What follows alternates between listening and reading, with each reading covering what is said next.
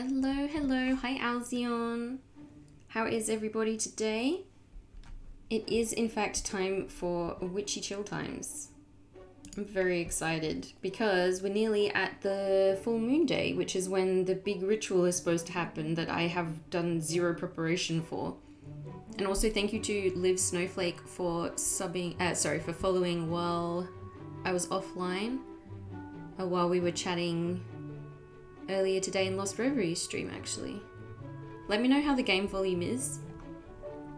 It looks like it should be okay. And my mic as well, I adjusted a little bit, so let me know if I'm a bit quiet or whatever. But otherwise, let's continue. I think we were up to day 6. We finished day 6 in the last stream. And day 8 is the day of the full moon, so yeah, we're on day 7 now. I got my tea. Got my witchy game. I really like the chill music as well. And a stretch, there we go.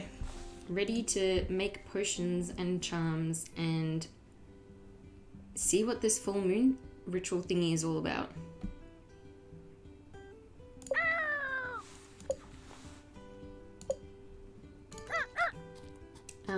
I'm trying to remember what else happened last time. A lot happened, I think. Like, we went around doing our deliveries, but we kept finding these random ingredients. And for some reason, putting those random ingredients in the orders that we made, and there were all these weird side effects. Which was funny, but I'm concerned that we're going to get in trouble soon. I'm just taking my socks off because it is surprisingly warm in my office. Aww. And thank you, Alzion, for being a patron. That's very sweet of you. I just saw that come up on my phone. I was like, why is my phone vibrating? But yeah, I still don't know what this ritual thingy is yet, so I'm keen to see what it is. Because I don't think I got this far in the demo. I think I only did like up to day 3. And I assume at some point we're going to have to choose a love interest, but at the moment I'm struggling to choose between Jonas and Devon, so we'll see. See how the next few days go before I can decide. Ooh. Is that jade? Yeah, jade egg. That's what I was thinking too. Ramsey. I wonder what those crystals are for though, because I haven't found a use for them yet other than decorating. And I don't know why I can't put the jade egg. Oh, there's the amethyst. Oop. So I can put the amethyst in places now. Where should I put the amethyst? Maybe here? I love how aesthetic everything is. So pretty. So yeah, we're up to day 7, so we'll finish this day, and then the next day will be the full moon. I want to see how much we can get through today because... Oh, no, wait, I want to get my orders. Because I had a look-see, and it looks like Persona 5 just came out on Switch. So I might end up playing that soon, and I don't want to, like, be like, oh, I'll take a quick break from Witchy Life Story and then forget to come back to it. So I think maybe this week and next week I'll try and finish at least my first playthrough. Jonas. Oh, pardon, hello. I need something special for a potential special someone like to meet. I'm trying to go all out, alright, charm for some charm. Hello, Jonas. Sorry for being vague, but if they read this, they might try something. I'm through with dealing with them. I just want some peace and quiet. You need to get them away from me. Send incense. Also, keep this a secret. Is she talking about Devon? Or someone else? Is it to do with the weird vibes at her house? Alright, well, let's go to the garden. And water the plants. This part is very relaxing. I like this part. The sound effects are so nice as well. Hello? Did I already water that one? It looks like it needs to be watered. Why can't I water it? Weird. Maybe it is watered, I don't know.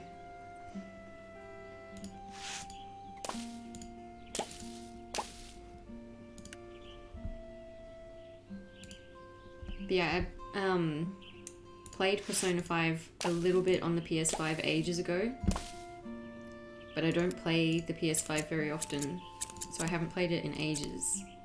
And I didn't get very far. And I saw it's coming out on Switch, and I was like, maybe now's the time to play it and stream it. The garden is so pretty. It is. I really like it. It's very peaceful too, like with the little bird chirpy sounds. I don't know if you can hear them very well.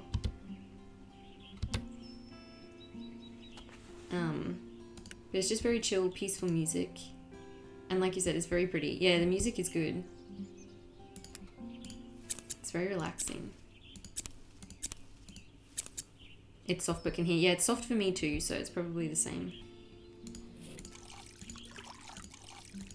And I like flowers, you know? Even the weeds are pretty. Alright, then make compost. Oh, that's the button I have to press.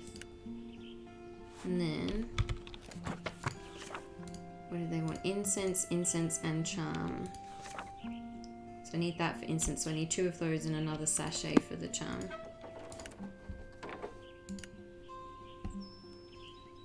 How many did I say I needed? 2 of these, right? Oh no, I needed 2 in total. Never mind. Oh well. I'll use it at some point. I still can't afford any of these though. How do I get more money? And let's make these before we go and talk to people, otherwise I won't be able to give them their orders. Let's start with Mel. So she needs incense to stay positive. So her and Jean are having problems at the moment, which is upsetting because it's clearly to do with like a combination of her being a workaholic, like to the point where it's severely detrimental to her health, and him being a perfectionist and being like a bit depressed and obsessed with his baking at the moment. I feel like they both just need to like have a relaxing date together or something. Are any characters voiced in this game? No, they're not.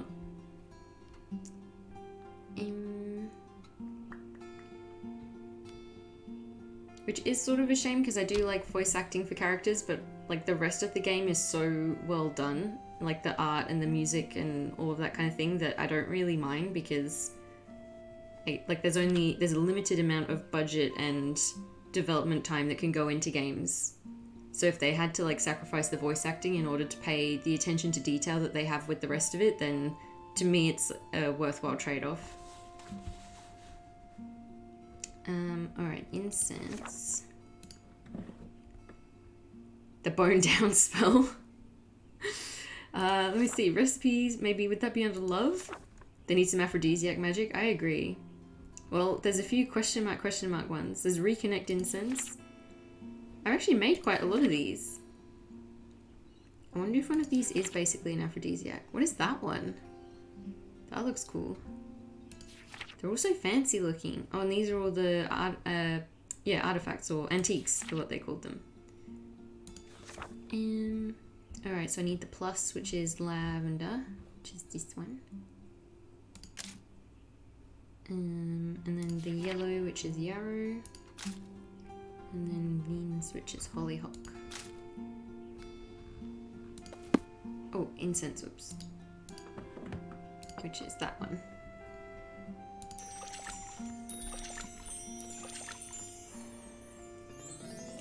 Oh, that's the one that I was just looking at in the book. I was like, what is it? So it's optimism incense. Cute. Keep crafting.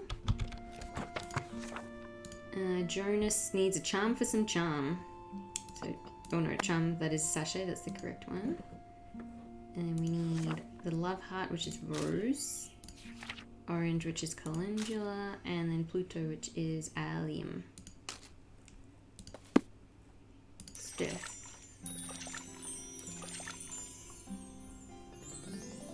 New love charm. Cute. Is he going to use it on me? I hope so. Keep crafting. Alright, last one. Nisha. Heckin' wholesome, yeah. He's so cute. But also Devon is so cute. I can't choose between them at the moment. Rosemary, pea flower, and allium. And it was incense. Yeah, I feel like this, to get rid of something, is to do with whatever that weird energy that we felt in her house the last time we were there. And the noises and stuff. Oh, cleansing incense. Cool. Finished. So that's all of our orders. I think that's everything. Then we'll just go... Oh, no, not home. I'm already there. We'll go wander around and talk to people. So start with Ruth. Ish, I'm a little nervous about seeing Ruth. That communication spell kind of went a little haywire. Oh yeah, so anyone who didn't see the last one, we gave her a communication spell to help her stand up to people who were causing problems while she was trying to organise the festival. And she went full delinquent on them. And we haven't spoken to her since. She went from like gentle grandma to like angry lady with like fangs, yelling at people and telling them to like sit down and shut up, basically. Though it did seem to do the trick, so maybe everything's okay. You knock on Ruth's office door. Yes? You went to the office. Hello. Hello, Una. I'm glad you're here. Is something wrong? That spell from the other day. Oh, no. It made me act so strangely. I got so mad. I said I'd quit. Oh, that's true. I forgot she said that. She said she quit the whole thing, like being mayor. And I don't usually feel that way at all. I don't feel that way at all. Do you, though? Have you considered retirement? But, of course, I'm glad the budget got figured out. But my goodness, I'm the mayor. I can't act like that. Yes, you can. You can act like that exactly because you're the mayor. Who's going to tell you off? Una, is it possible to be allergic to magic? No, I just added in a random ingredient at the last minute. It's not your fault. Ooh. Are we going to own up to our mistake? Be a proper adult and take accountability? Or are we going to continue our pattern of just avoiding responsibility at all costs? I don't think so. Maybe everyone is right. Perhaps I'm falling apart. No, it's not your fault. Maybe you shouldn't have put in that secret ingredient. No, probably not. I feel like that every previous time. True. Nah, come on now, Ruth. Okay, pull yourself together. They still got the budget done, or you're showing your true feelings. Oof. I don't want to say pull yourself together. I feel like I want to show a bit of empathy. Do I want to be like optimistic, like they still got the budget done? Or do I want to keep encouraging her to maybe quit? No, I feel like if she quit now, it would be a bit disappointing because she has been the mayor for so long and she did seem to genuinely enjoy it back in the day. And it would be a shame for all of that to be like soured by finishing on a bad note. So maybe try and like help her feel a little bit better about her work first and then retire. Also, I think anyone would have done what you did the way they were behaving. True. Yes, but it wasn't exactly the healthy way to handle that situation. I feel like everyone is avoiding me now. I tried to see what I could help with, but everyone said they got it. Mel even cleared my schedule for me. Also, Mel did not look well. I don't want her taking on any more work. She sounds sad about quitting. Yeah, that's what I mean. I feel like she's not quite ready to quit yet. She just feels like maybe she shouldn't be the mayor anymore. But I'd rather it be like a decision she's happy about making. And also, she's right, Mel is like super overworked and hasn't slept in like a week, so you should look in the mirror, Ruth. Yeah, both of them are working too hard. That sounds like a good thing to... And then Nisha cooked dinner last night and breakfast this morning. It's like everyone is treating me like a child. Or maybe they're just worried and they're trying to care for you. Getting old sucks. Ruth, language. It sucks. Is the spell still working? Do you know what's really awful? I can't stop dreaming about going somewhere completely different with all this going on. Where I'm not the lady they watched grow old and inept. Aww. I go on a grand adventure by myself, and when people see me travelling alone, they think, wow, she must be a competent person to be travelling all alone. Ow! This is hurting my heart. And they find me so interesting and ask me all the places I've been. Oh, Ruth. And they tell me I should write a memoir, so I do. Wow. You should do it, why wait, or leave Flora in the dirt. I'm gonna say you should do it. I feel like if that's what she really wants. Haha, perhaps someday, but for now I have too many responsibilities here. No, don't let your responsibilities drag you down. Yeah, go live your best life. I agree. She should go. What a queen. Because she is super competent. She's just got way too much work to try and do, and everyone's used to her doing it, so no one even realizes. I mean, could someone else be mayor? I suppose that's true. Oh no, she's gone into Robo-Ruth mode. Oh no, don't trigger Robo-Ruth. Not that you shouldn't be mayor, it's just if you want to do other things. All of what I've just said is a fantasy. I'm sure once the festival is over, I'll want to stay put right here. Aww.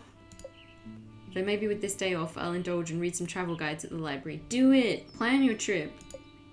Or I could check out one and read it at Jean's cafe while drinking a nice coffee. That sounds great! I've always wanted to do that, then do it! I think that sounds great. I should get going so you can enjoy your day. True. Let her have a me day. Thanks for stopping by, Una. I owe you for listening to all my old lady rambles. Bye. She's so nice. I wonder if it would benefit Ruth to actually get out of Flora for a bit, right? She's been mayor for ages. Like, when was the last time she actually left? Sounds like she really needs something new in her life. Ooh. Ooh, we got Yellow and Mercury. Oh, this is so relatable. Qualified women never know how valuable they are. True, I keep thinking... Actually, she does remind me of you, and so does Mel. It doesn't seem like Ruth is struggling to communicate what she wants. Maybe she's struggling to communicate it to herself. If she even knows that herself, maybe something attributed to Mercury could help her. See? I'm such a genius. I know magic. I should write that down in my grimoire. I should. Let's check the grimoire. Villages. Ruth. Ooh, we're nearly there with Ruth. We've just got a crystal. I like Ruth. She's cool. But yeah, she definitely needs to do something for herself for a change. Talk to Mel. Alright, both of the overworked, underappreciated ladies. Oh no, Mel looks terrible. You went to Mel's office to find her sitting at her desk. Oh no. Wait, that's like the first voice line. And it's a sneeze. Oh, sorry, I lied. Ramsey, our crow familiar, is voiced. But he just says caw caw. Eek, you don't sound too good. In Cosmopolitan, it said if you smile, you instantly improve your mood. Oh no. That was a different sneeze sound. I love that they invested in the sneeze sound. I don't think this is a mood thing. Maybe Jean was right about the whole needing rest thing. Yes, probably. But there are so many requests, demands, and favors. My schedule was already full to boot. Oh, Mel. But that's alright, because we have met... Cosmopolitan says this is just part of exploring the quantum cycle. That sneeze sound sounds so realistic. Like, it doesn't sound like someone faking a sneeze. It feels like they waited until someone actually needed to sneeze and then recorded that sound. Oh, my neck is crunkling. The interface between interconnectedness and insight. No, sweetie, you need a nap. The sneezes ate up all the audio budget. Worth it, though. Those were good sneeze sounds. The future will be a perennial unfolding of synchronicity. Oh, Mel. It's a different sneeze sound. How many sneezes? Ooh, head rush. Do you have that spell I requested? Yeah, sure. I don't want to catch this runaway. Now let me get that. Optimism was this one. You sure you don't want cold medicine? Oh, it's just stress. But if I create a positive outlook on this quickly deteriorating situation before my eyes, then poof! Stress gone, cold gone. I don't think that's how it works. Oof, I feel a little sleepy. Maybe take a nap? Uh-oh, here we go again. You may be ruled by stagnation without realizing it. Mel, I really don't think you're okay. And by not okay, you mean delirious. True. She needs to sleep. To embark on the vision quest is to become one with it. She's been reading too much Cosmopolitan. This is even worse than the other day. Have you found your myth? The infinite is calling to you for ultrasonic energy. Oh no. This is me whenever I'm sick and I can't figure out why. And I go on like a rabbit hole on the internet googling symptoms and things, trying to figure out what's wrong with me. And I end up coming up with all of these weird theories. What to do? What to do? I should light these incense. Mel tries to light match after match after match, but she just keeps dropping them. Why don't you let me do that? You take the matches and light the incense. Mel sticks her face right into the smoke and inhales. I don't think that's how you meant to light incense. Ah, optimism. What does optimism smell like? I need to figure out how to get her out of this sickness-induced graze. You know what? I said this last time. I feel like the best thing that we could do to help these people with their festival right now is to maybe contribute to organizing the festival rather than making them potions and incense and things. Maybe if I did a bit of her paperwork for her, that would be the best thing that I could do to help her right now. Incantations is the only way. You could just leave her here, or this is actually kind of fun to watch. No, I'm not picking the mean chaos option. And I'm not going to be mean and just leave her there. Oh, but incantations aren't going to help.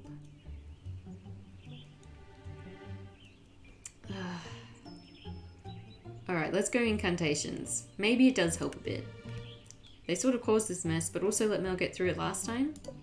Honestly, you don't have any better ideas. Alright, Mel, I need you to focus. We're going to try incantations again to get you through all of this, again. Yes, teach me your witchy ways. Repeat after me, just like you did last time. Pardon? No more fear and no more fret. Nothing matters, it never did, or burn them all, let them rot. I mean, I know that that's the one I want to choose, but I think the responsible one is no more fear and no more fret. Everything is fine, don't forget. Yes, it is possible to eradicate the things that can extinguish us, but not without understanding on our side. That's right, I guess. But that wasn't the incantation at all. It's funny watching your character be just as much of a dummy as the people you're trying to help. True. Our character is not the sharpest tool in the shed. And I would like to say that she means well, but I think half the time she doesn't mean well at all. She's very selfish. I love magic. I should have known you weren't listening. Oh, those incense are really clearing up my... Mel, look at me. We're trying to do magic. You like magic, right? Magic makes all our problems go away. No, it doesn't. Yes. To do magic, I need you to repeat what I say. To do magic, I need you to repeat what I say. That is technically what I instructed her to do, so good job. Chaotic neutral? Yeah. Basically. I keep trying to pick the more responsible or compassionate choices. But she is very chaotic neutral. Yes, just like that, but not that. Repeat the incantation with full intention. Repeat the incantation with full intention. Good job, Mel. Okay, stop. Just look at me and repeat the following words. Okay, stop. Just look at me and repeat the following words. No more fear, no more fret. Everything is fine, don't forget. No more fear and no more fret. Everything is... Oh no, she's gonna sneeze. Don't forget when the alignment of the stars is correct. Come on, Mel. So close. How should you navigate this karmic stratosphere? Life form, look within and recreate yourself. I don't think I can do this, Mel. To embark on the journey is to become one with it. True. So true, bestie. Today, science tells us that the essence of nature is peace. What do I do? Oh, I don't think I want to try one more time. Do I just leave? Or say some esoteric nonsense? No, I feel like Mel has suffered enough at the hands of our, fudged spells. I think at this point we should just leave and let Mel handle it. Maybe I can still get away while... What the? Mel, you're supposed to be... What's going on here? Maybe if I grind up these incense and snort them, they'll be more effective. Mel! I think the optimism incense smells like cannabis. Yeah, although now she's threatening to snort it, so... Did she just make a sniffing noise? The optimism, it burns. Yeah, I bet it burns. Don't snort burning incense. I'm sorry, Jean, that wasn't me. That wasn't me. Jean looks at you. This is not my fault, for once. Were you just going to leave her here? Okay, that was me. What? Leave? No, I was coming to find you. Look, I don't know. Mel has been spouting nonsense and I tried to help, but I didn't know what to do. Is that crime? I got caught. John puts his hand on Mel's head. Oh, it's my genie poo. Come on, Mel, time to head home. Is there soup? Mm-hmm. Yay! Bless you. You're a friendly neighborhood witch drug dealer. I mean, basically, I'm making potions and incense and stuff out of the plants in my garden and then selling it to people to help them deal with their overloaded schedules and social anxiety. Before John and Mel walk out the door, John stops and looks at you. By the way, it's not a crime not to know what to do. Aww, that was surprisingly supportive. I thought he was gonna scold me. Jean carries Mel through the door and towards home. That was surprisingly nice of him. At least I tried. I did try. I was not the correct person to help Mel in that instance. Alright, Jonas. Himbo Jonas. You arrive at Jonas's home. You can smell the stench of way too much cologne emanating from the door. Is this because he knew we were coming to deliver the thingy? Please tell me I'm the person he's trying to attract with his spell. Otherwise I'm gonna be upset. I don't think there's a strong enough love spell to overcome this amount of cologne. Oh, at least he's trying. Jonas, are you alive in there? Jonas stampedes to the door. Yes, it's spell time. More like smell time. Is all that cologne really necessary? Wow, you really gotta, like, destroy him like that? Do you have my spell or not? Just saying. Here you go. This one's new love, right? Yeah. Sweet deal. Alright, got to go. He did get it for someone else. No. Not so fast. First, you've got to tell me something. Who's it for? Hot people, obviously. Jonas! Ooh, romance option. Not anyone more specific? Come on, you can tell me. Yeah, well, maybe it's you. Huh? Oh, look at that blush! Oh, look at him! Screenshot. Yeah, well, you'd need more than a spell for that. That's why I'm glad you're still here. Oh, you are? Well, yeah. I need a wing witch, obviously. Jeez. Jonas! Right, a wing witch. And what exactly does a wing witch do? I don't want to wingman him. I want to date him. Helps me pick up hot people. I'm a hot people. Look at my cape. Look at my hat. Don't you have a festival to build? Yeah, but Mel said maybe I need a break after the other day. Mel advised taking a break? Yeah, why? It's nothing. It's probably a good idea. Great, so I thought maybe you could use some more of those magic words again. You know I made those up last time, right? Even though they only kind of worked last time. Yeah, it's because they weren't real. But it's not like I have a lot of witches to choose from, so... Excuse me, take it or leave it, pal, or maybe I should try out that new curse. Do I argue? Or do I tease? Am I teasing? Oh. No, please don't. What was that? Did you say something? What do I have to do? Get down on my knees and beg? I mean... heh. Right, of course. Oh, great wing witch Una, please say some magic words that I may attract hot people. Oh. Great wing witch Una has a nice ring to it. You guess you could spare some magic words for Jonas again. But is this really worth your effort? Oh, great one. Very well, how about this? May you find love that is as loyal as true, or find love, find happiness and all that stuff, or may you see hot people wherever you go. I'm gonna pick may you find love that is as loyal as true. Beauty wouldn't be bad too. Great, I feel all juiced up. Aww. Time to charm. It's working on me already. Jonas ties the new love charm to his belt. Alright, well, good luck. Aren't you coming with me? Aw, his little puppy eyes. Coming with you to where? I don't know. I was thinking about the park or something. The park to pick up hot people? Sure, it's a nice day. Plenty of people will be walking around there.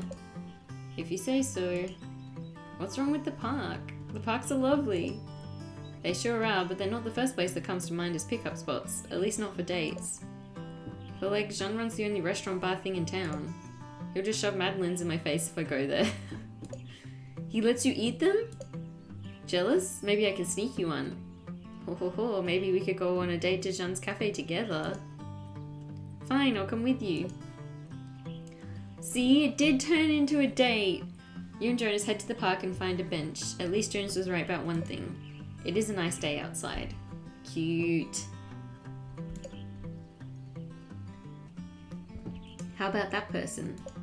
Eh. Or that one? Meh. Do you actually want to pick up hot people? Maybe hot people are overrated. I have an idea. What? Jonas takes off the charm and throws it. What the heck? It's not my charm's fault you can't meet hot people. And that's littering. Ah, maybe someone else will pick it up who needs it. It's such a nice day. I think I'd rather sit here without a care in the world. He basically just said he'd rather sit on the bench in the park with us and just hang out than go and pick up hot people. I wonder why that is, buddy. Did you hear that? I never get tired of the outdoors. Is it going to be a turtle again? That would be hilarious. Not to mention I tan well. I do not. Jonas, I think there's something in the... Mel, on the other hand, she just burns. I remember this one time a big dog jumps out from the bush and fetches Jonas's charm. I did say a love loyal and true. And a dog ended up picking up the charm. Oh, look at the dog! So cute. Woof woof. Wolf. Doggy. What the heck is wrong with it? Aw, he just needs some brushing and a bath is all. Is he gonna get a stray dog from my new love charm? That's adorable. This is the best possible outcome I could have thought of for that charm. I wonder if he has a home. I don't see a collar. Does Flora have an animal shelter? Aww. Yeesh, sorry. No, of course, you don't want to go there. Of course not, buddy. Don't listen to the nasty wish. What are you gonna do then? Take him home? He's like, genius. Yes. That was fast. When I commit, I commit. How about we get home and clean you up? That sound good, boy? Aww. Let's get going then. Just think, maybe him and Ramsey can be friends. A bird and a dog as friends? I'm sure that'll go well. What a great day, let's get going. Jonas walks off with the dog beside him. Maybe your charm worked after all? I'd say so. Although, why didn't I get like a colour or anything for him? Where? Alright, Jean. Time for snacks with Jean. He does always provide the snacks. That is a good quality for a friend to have. You walk up to Jean's house. You smell something cooking, but it doesn't smell like anything you've smelled before. You knock on the door and Jean opens it up. Perfect timing. Come to the kitchen. Yes! You follow Jean to the kitchen and smell cheesy, buttery goodness. Oh, hell yeah. Would you like a grilled cheese sandwich? I sure would.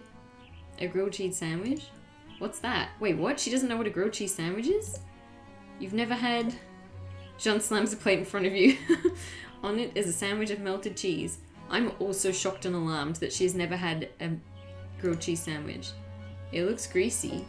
Eat it. What is this dramatic music as well? Oh, okay. You take a bite. What is this? This melted cheese... The violins in the background are sending me. This melted cheese with crusty yet buttery bread charred to perfection. Before you know it, it's all gone.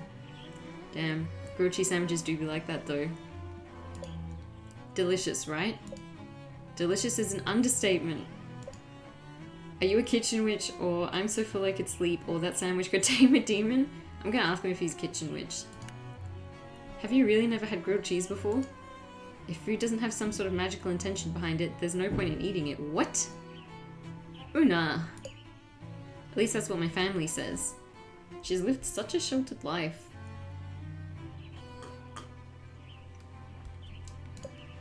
Though I suppose my gran was a bit more relaxed on that concept.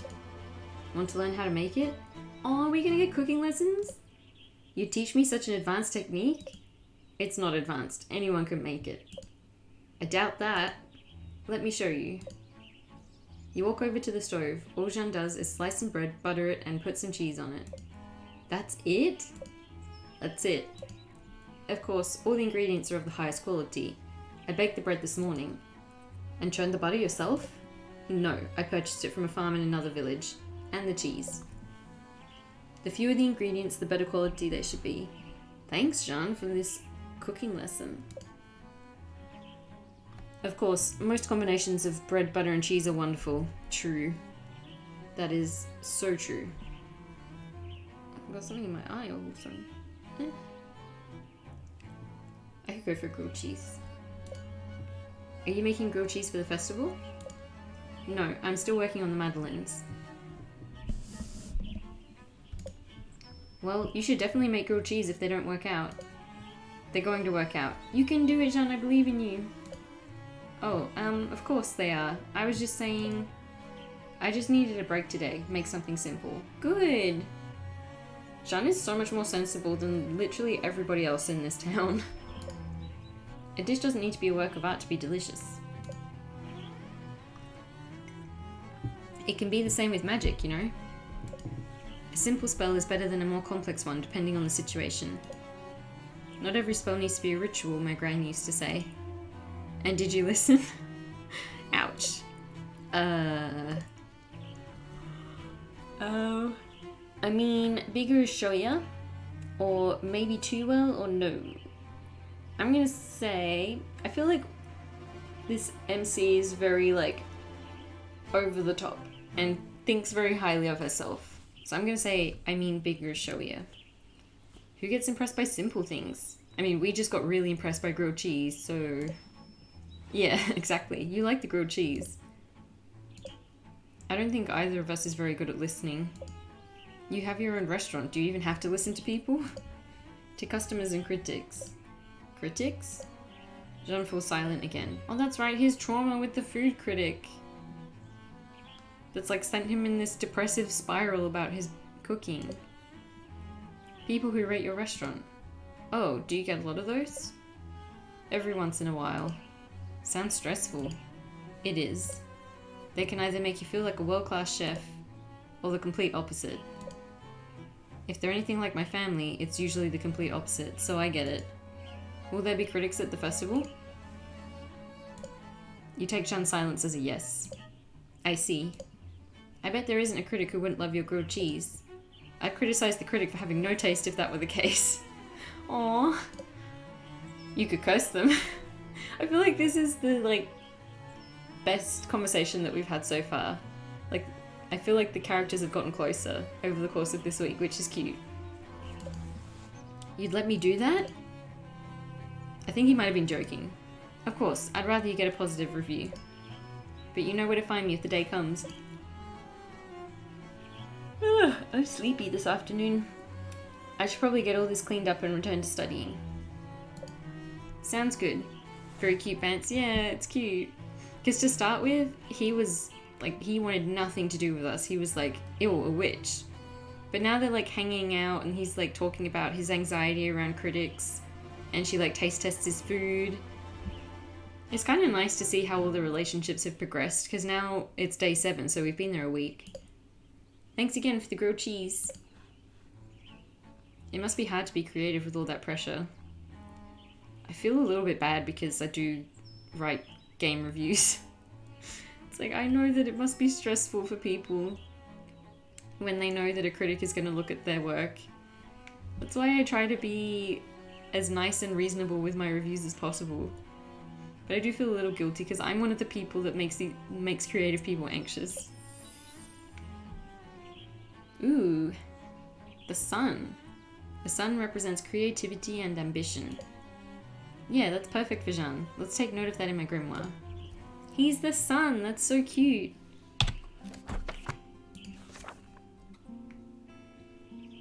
Interesting. So we've gotten to know Ruth and Jean more than the others. Who have we got left? Nisha and Devin. Let's go Nisha. Your reviews are always super nice. Thank you. I try. Like, I try to be honest, but not in like a... Like, I see a lot of negative reviews that are clearly done just to, like, have a rant. And negative reviews and rants and stuff do generate a lot of views. But I guess, yeah, I know what it's like to try and make stuff as well. So I try to be conscious of the fact that the person who made the thing that I'm talking about may hear what I have to say. And that for them it's like a sensitive, delicate thing. Or maybe not sensitive and delicate, but like personal. So I try not to be negative for the sake of being negative, and I try not to like sensationalize it too much.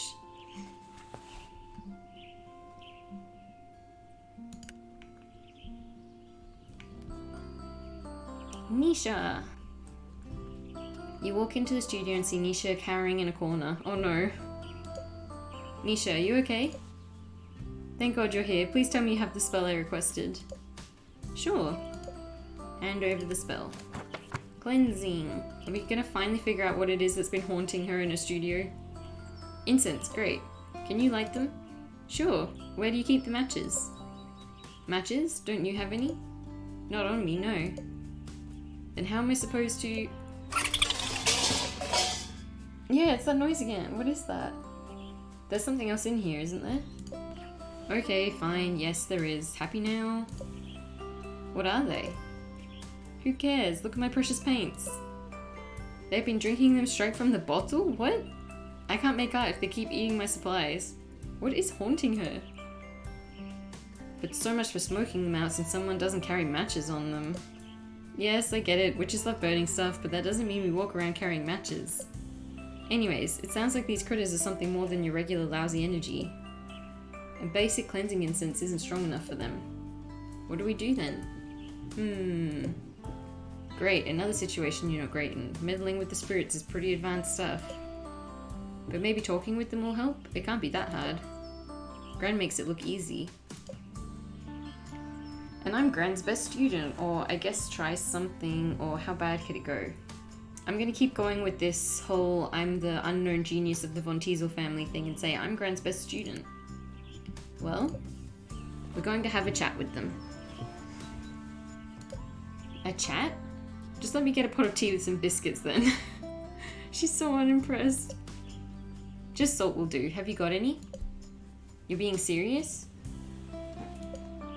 I've got salt. I use it for watercolor sometimes. Let me grab it. Nisha goes off and gets the salt. I'm just adjusting my chair. A little more comfy. I got my cushion that actually Alzion you gave me. The 707 one. Here you go. Now, I need to know one thing before we start. Do you know what these creatures are called? Sometimes I feel like this game could have potentially gone in a direction where the magic wasn't necessarily real, or if it was more a way to like boost emotions, or like even just a placebo effect or whatever. But then like we're actually about to communicate with spirits, and like the magic clearly does have a tangible effect. So it's interesting that magic is real, but then like a lot of the problems that they're using magic for are also quite real and relatable. Like they probably don't always need a magical solution. The last witch called them Fibbly Nibblies. That's a great name for a spirit. Fibbly what? Fibbly Nibblies. I've never heard of those, but okay. Now I need to... Hold on, you're not just like pulling my leg, are you? What do you mean? You actually believe me? Of course. Ooh, I care about you, so why wouldn't I? Oh. No one has ever outright believed me before. It was tough when I was a kid. Aww. You've seen the Fibbly Nibblies since you were a kid? Yeah, and they used to get me into all sorts of trouble at school. Because of them, I couldn't concentrate as much as the other kids. then I would yell at them, and obviously no one else could see them, so... Oh, Nisha. Well, maybe this time we'll get it sorted once and for all, okay? Thanks.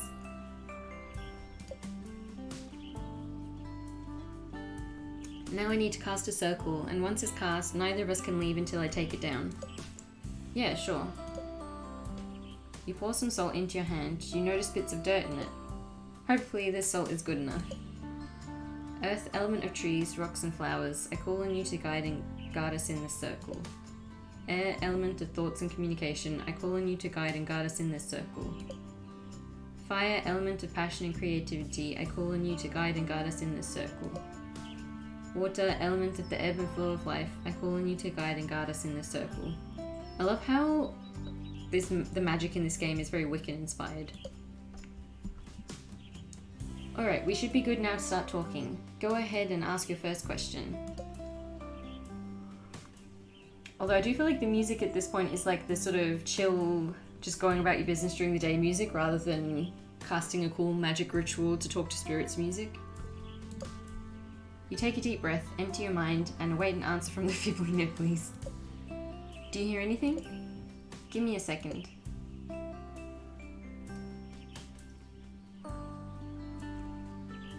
You take a few moments but don't hear anything. Could Nisha be lying? No, the story about her childhood sounded too sincere. And you could definitely sense at least something's energy in here. You listen for a few more moments when... I think I hear something. Really? What are they saying? I'm not sure. They're speaking in a language I feel like I almost understand but don't. Ugh, they're doing that again? They talk like that when they're extra annoyed. You can understand them? If you can talk to them, then why am I doing this? I can't talk to them when they're like this, that's why I need your help. You get the feeling there's more going on here than Nisha's telling you.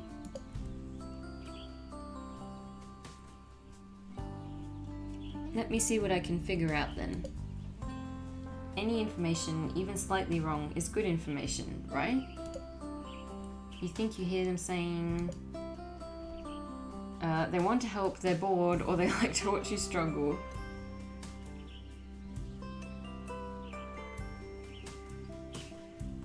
Maybe they're bored because she said they're irritated at the moment. I'm not here to entertain them. Maybe if you do, they'll go away. They're aware I have real ambitions, right? My life isn't a game. Ugh, it doesn't matter what they want. What will make them go away? Bored, yeah. I feel like the spirits are bored, that's why they're like bothering her. You feel like you just barely understand what they're saying. They're making a pouty face, they said they'll leave when they want, or sacrificing your firstborn. I'm gonna say they're making a pouty face. For real? I mean, if they could learn to behave, they could stay. And what does behave mean? Stay out of my way? Be quiet? No eating paint? You're not getting much out of this conversation. You can sense the Fibbly Nibbly's presence, but you still can't completely understand them. Maybe you need to take another approach with Nisha and her little spirit friends. Una, what am I supposed to do? You don't know? Become friends, ignore them, or do it, sacrifice your firstborn. No, I'm not gonna say the sacrifice your firstborn option. Become friends. Maybe?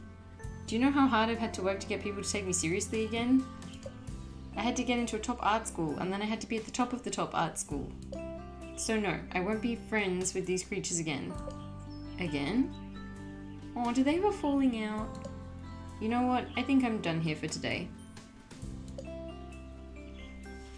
I'm going to go home and work there. I've got too much to do to be dealing with this. Nisha turns to walk out of the circle. Nisha, wait! The circle! I need to take it... Before you can stop her, Nisha steps out of the circle. You both hear the sobbing of the Fibbly Nibblies. Una. Suddenly a tornado of art supplies starts flinging paint across the walls. Thunderclouds of glitter explode. It rains charcoal and pastels. Run! You both manage to escape the art studio in one piece, though you're a bit of a mess. They miss her, so they're causing a ruckus. Yeah, that's what it sounds like to me, that she was like friends with them when she was a kid. And then she like got embarrassed about it and left the town and stuff. And now they're like upset with her for ditching them. Let's wait for things to settle down. We'll come back later to clean up the mess. It doesn't matter. All my art supplies are ruined now. I'm not getting the mural done for the festival. Nisha runs off towards home. You think about chasing after her for a second, but maybe she needs some time alone. Maybe trying to talk to the Fibbly Nibblies wasn't such a good idea after all. We still don't know that much about the previous witch. The one who named them the Fibbly Nibblies. Alright, Devin. Ugh, I kind of don't want to go in there. I won't blame Devin if they still want to be alone. You knock on the door. Come in. You enter the music studio. Devin still looks pretty down. Oh, Una.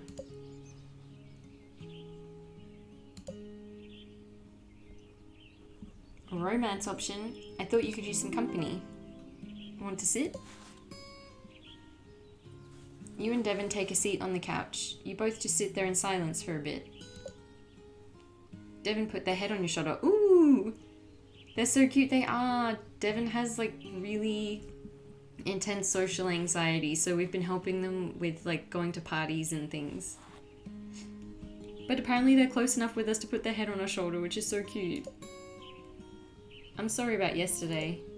I feel like I keep asking you for spells, then messing them up. No. I wouldn't blame yourself. Yeah, exactly. I think that was our fault. Your sloppy handwriting didn't help, and neither did your half-knowledge of runes. Why can't I ever seem to know what to do? I don't know how to talk to people. I don't know how to compose music for people. Devin equals fave, marry them right now. I know. See, I really like Jonas, though.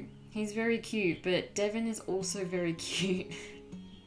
And I loved the way that they became friends in the first place, where they both just like out-awkwarded each other until they were like, hey, are we both kind of awkward in like a compatible way? You make good tea. That's true, they do make good tea. Oh my gosh, tea. Devin jumps off the couch. Should I make some? So impolite of me not to ask. That's not what I meant at all.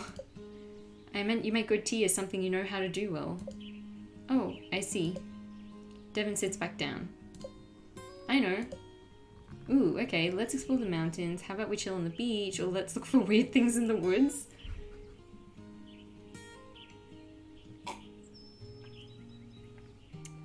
Honestly, looking for weird things in the woods is the one I would choose. But I don't know if that's Devin's kind of thing.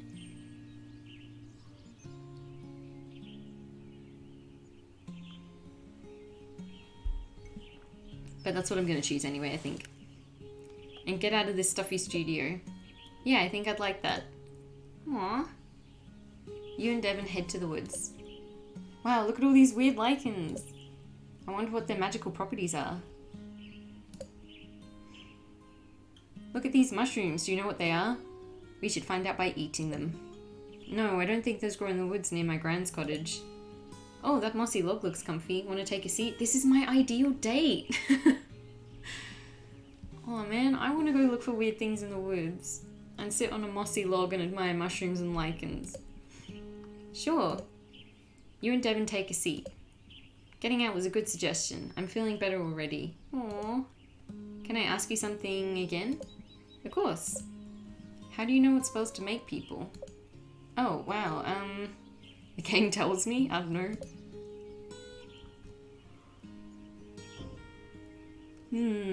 I'm just a genius is probably what my character, the way I've been playing her, would say, but I feel like that would make Devin upset, so I'm gonna say experiment. Because Devin would be like, oh man, you just know how to do stuff and I have to think about it so hard and I still don't know. And I don't want to make them feel bad, so I'm gonna go experiment. But you usually get them right, which means you do something with intent. It's a skill passed down to Von Teasels and fine-tuned with our training. We take in people's feelings and sense what plants, crystals, minerals, etc. can help them. The more experienced a Von Teasel witch is, the more precise they can be. That's cool. That includes experience with people's feelings, but also the natural world. The more you can dig into someone's feelings and the more knowledge of Mother Nature's materials... Ooh, what went boom boom boom? Did something just go boom boom boom? I don't know what that was. Oh, it was my calendar. There we go. The more you have to work with, I see. I guess you can't use that skill to figure out what kind of music I should write. Unfortunately not. But let me ask you a question though. If you could compose any kind of music, what would it be? Honestly, I don't know. There are so many different instruments and sounds out there. I guess I'm sort of similar to you. The more types of music I can study, the more kinds I can write. That's why I like composing music for people. Aww. Everyone wants something a little different. And it's fun figuring out what people want. See, we're so similar! Usually. So usually composing music isn't this difficult for you? I mean, there's always some challenge, but this feels like something a little more too. Music has the power to bring people together, and I want this music to bring Flora together. But I haven't figured out how to incorporate Flora yet. Maybe some local musicians could help. Have you asked Mel and Ruth about it? Totally vibing, they are. They're very similar to each other. I'm too nervous. I feel like they've already given me enough, and there's not much time left. But I do want people to enjoy what I've composed this time, more than usual. Because you're writing for your best friend's festival? And you'll be listening too. Ooh! That was a little bit flirty. ... Do you not want to hear? Of course I do. I just don't want you to stress out about me at all. I want you to compose whatever makes you happy. When you're happy, I'm happy. Aww. Thanks, Una. Nisha isn't the type who would ask you to compose music if she didn't think you could do it. I know, that was a very romantic, flirty moment. I feel like it is progressing now. The last few romantic choices we've made have had, like, actually good romantic moments afterwards, not just, like, little hints. I wonder when we'll have to choose a path. That's true. From what I can tell, she loves this village. Chances are she wanted to ask someone she could trust. At least, that's what I would do. I might have ruined that trust after yesterday, but beating myself up about it won't help anyone. Might as well head back to the studio and try again. I'm sure you'll figure it out. I guess we'll see. Thanks for walking with me though. I know I'm pretty down, but it did help cheer me up. I'm glad. Good luck with the composing. Ooh, another colour? And the sun! The sun, yeah, creativity and optimism is just what Devon needs. Let me write that down in my grimoire. Cute. Well, that's the end of day 7. Now we start day 8, which is the day of the full moon. I have no idea what's going to happen.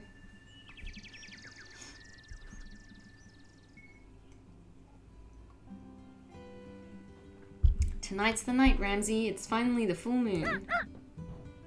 Ramsey is best boy. All our work is going to pay off. Oops, I didn't mean to kick my desk. And then we're out of here. Here, let me write some invitations real quick. You grab some paper and a pen.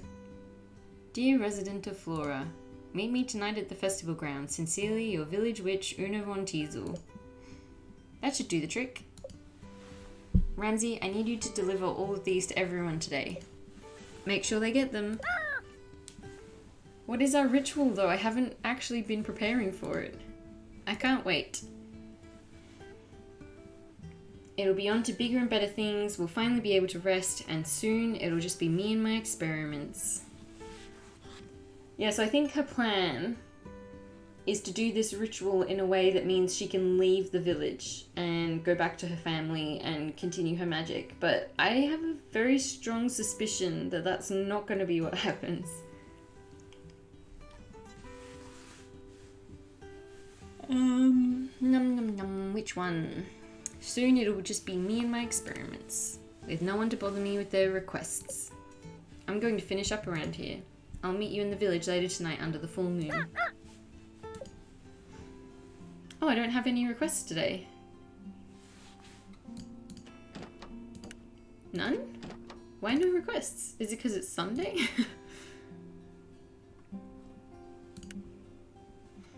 Is Sunday a day off for witches? Let's still do the gardening though.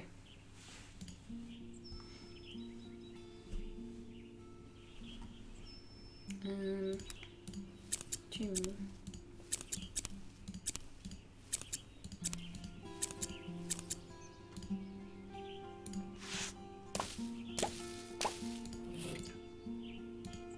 This plant isn't working for some reason. I wonder why.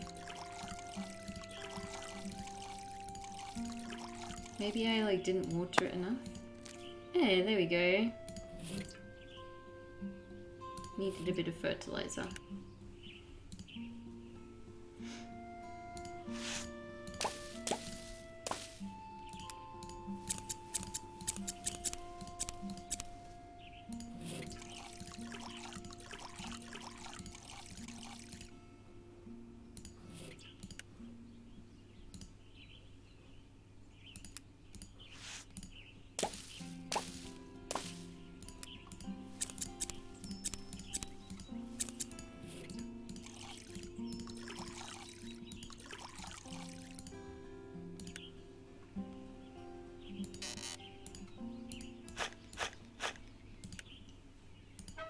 Alright. We don't have any orders. Oh, okay. I skipped the whole day. It's already nighttime now.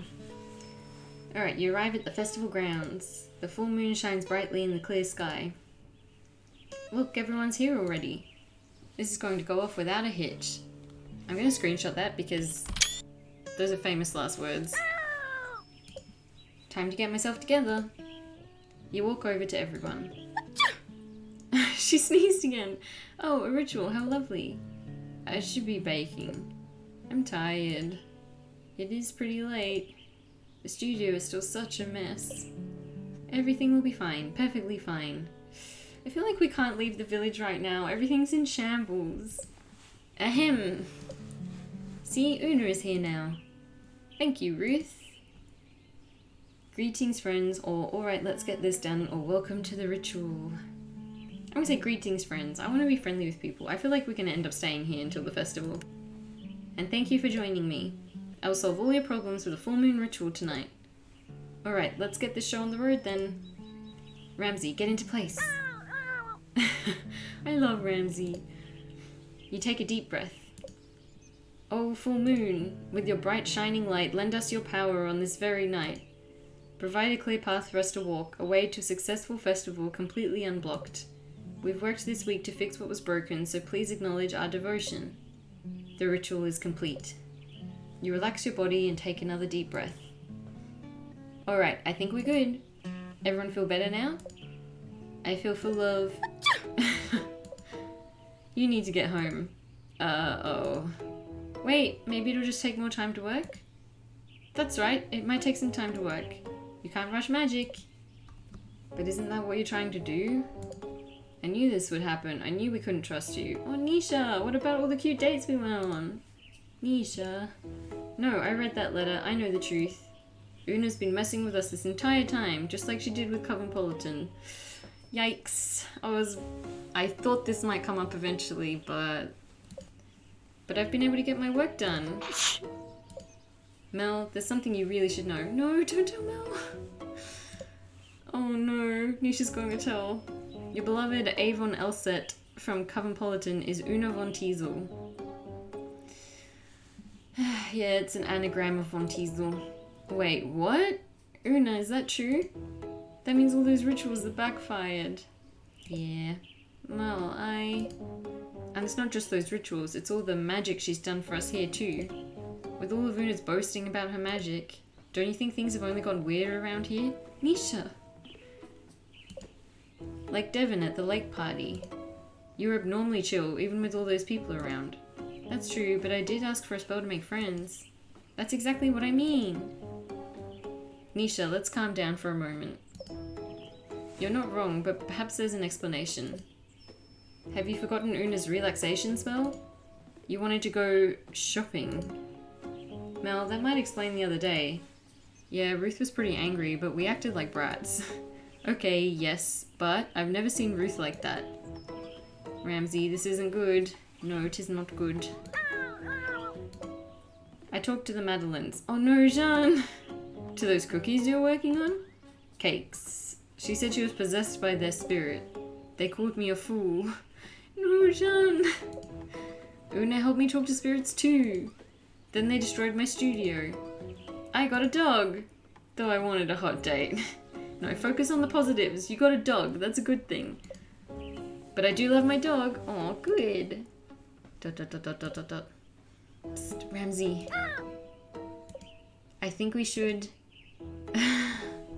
Oh my gosh. Run, slowly sneak away, or throw Ramsay as a distraction. I'm not going to throw Ramsay under the bus, literally. I'm just going to run. You try to make a break for it. However, before you can take even 3 steps... No. What? I'm just, stretching? This is it. This is the end.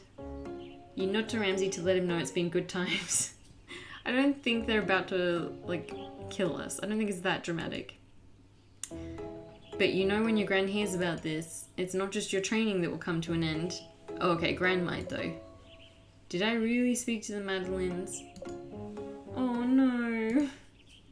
You try to hold it in, but... Explode. No, you didn't. It was me, Una. And I admit to everything. Jean, I wanted to eat those Madeleines so bad, but you kept throwing them in the trash. And Mel. Yeah. I'm Avon Elset, and what I did wasn't right at all. I used Cosmopolitan to release my frustrations with my family and make fun of witches. I never thought of the consequences of my actions. And more recently, when you asked me to help you, I could tell how badly you wanted to get your work done. But I pushed it too far. Nisha. I've never talked to spirits successfully. That was supposed to be my next chunk of training before I got something, that line got cut off. Ruth. Yes, Una? I slipped something extra into your spells. Don't ask me what, which I know sounds bad, but you seemed like you needed the extra push. Devin. Oh no, Devin. Kind of same with you, except I used the runes. Not really my specialty, but desperate times call for desperate measures. Or so I thought. And Jonas. What? Well, you're just kind of easy to mess with, so... We're like coming out with our confession of all the ways we've wronged people. Ooh, I pulled my headphones out. But with Jonas, it's just like, yeah, well, you know what? You're easy to tease, so yeah, that one was on purpose. For real? For real. This is my first time having to use witchcraft to help folks out. I make the spells, but I feel like my magic is never enough. So I tried energy readings, incantations, or extra ingredients. I wanted everyone to think I was great, I just wanted to do my own thing, or I can't resist trying new things. I'm gonna say I wanted everyone to think I was great. Though I wouldn't have messed up this bad if I were actually great. Even this full moon ritual is a ploy. The full moon is a very powerful way to amplify magic. I was hoping to use it to fix everyone's problems tonight so I could get out of here. But it looks like I've actually done the opposite. Magic isn't supposed to be self-serving, or for proving yourself or using people. It's about energy and intention. My job as a witch is to help our energies work together and strengthen our intention. That's the only way to accomplish things we can't do alone. That means my energy, your energy, and your community's energy are supposed to work together to put on the best harvest festival Flora has ever seen. But I've done the opposite as a witch. Maybe my family is right. Maybe I really am... That's enough. Or are we about to be grandma'd? Your magic did get out of hand, but... How many of us asked for your magic, expecting it to solve our problems immediately? Or asked Una to do even more than we originally asked? Everyone remains silent. I don't say this to excuse Una's actions. However, Una is correct in that magic is all about energy and intention. We never intended to make the magic work. Instead of facing our problems as a community, we just used magic to cover up and hide from our problems. Whether we want to admit it or not, that's why the last witch left too. Oh. It's why Flora is the way it is today. I won't keep repeating that mistake. If we're going to start being more honest with each other, there's something I need to say. Ooh, This is my last time as mayor. After this, I intend to travel all over the world. Good for you, Ruth.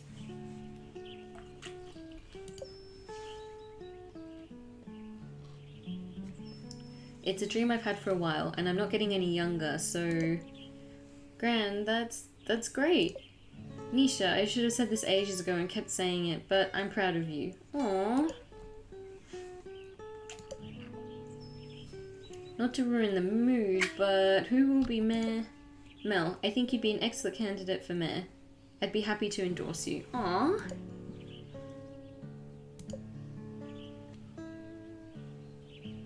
Wow, that means so much for you to say that.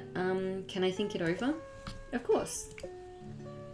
Devin turns to Nisha. Oh, Devin! I don't want to perform at the festival. I'd rather work together with local musicians, bring the community in more, you know? Wow, really? That sounds like a great idea. I'm sure Gran and Mel would be happy to help. I thought you'd be disappointed. Devin, I would never be disappointed. You're my best friend. I'm so sorry I made you feel that way. So even though this started off as an absolute flop of a full moon ritual, this is actually going very well. I was just so worried about the festival. You know that special talent you have of reaching into people's souls and tearing them out? Yeah. Well, your music can also reach into people's souls and heal them.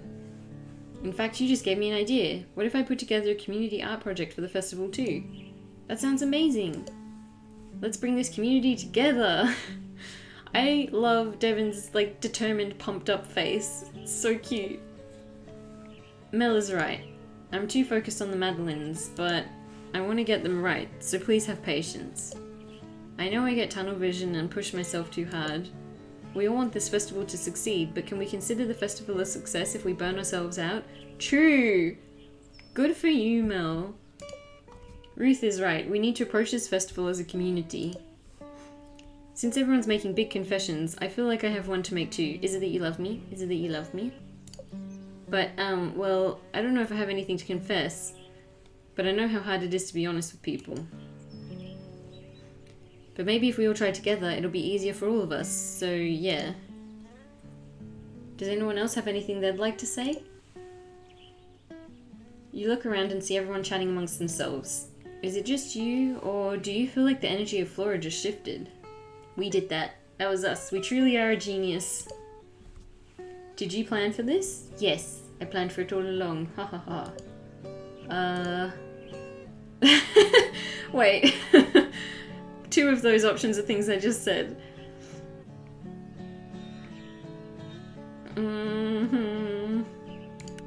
My most successful experiment yet. Don't worry, I know you didn't. Oh man. But I think Margie, your gran, did. Aww. Huh? What do you mean? I think it's getting pretty late. If there's one thing we could all use, it's a little rest, don't you think? Everyone nods in agreement. How about we wrap this up now? Everyone nods in agreement again as they let out yawns. You all make your way home. Cute. That was so nice. I had no idea what was going to happen with the full moon ritual, but that was way more wholesome than I was expecting. Yeah, that didn't go how I expected either. Do you think what Ruth said about Gran is right? Yeah, I guess I wouldn't put it past her either. So maybe our Gran thought that, we needed to get all that stuff off of our chest and connect with people more. And that this would be a good opportunity to do that. That's kind of cool. What is my Discord doing? Hello? Oh, not important. Oh, where did it go? There we go. Gran's teaching methods have always been a little different. Honestly, our Gran sounds kind of cool. But it looks like we're sticking around till the festival. What a shocker. I wonder if you could have gotten a bad ending there. For some reason, I'm feeling pretty happy about that. I actually don't know what ending options there are. Does it say on Steam? Oh, how many achievements have I gotten? 8 out of 26. I have 30% of them. Interesting. Actually, I'll stop fiddling with Steam and keep playing the game. I will find out what endings there are when I get them. Yeah, with everyone working together, maybe we can do something pretty cool. Well, we should do as Ruth said and get some rest. Oh, achievement unlocked. There we go. Full moon success.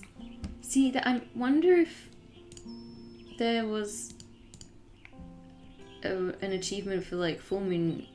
Yeah, there is. There's one called full moon fail. That did not go as planned. Ah.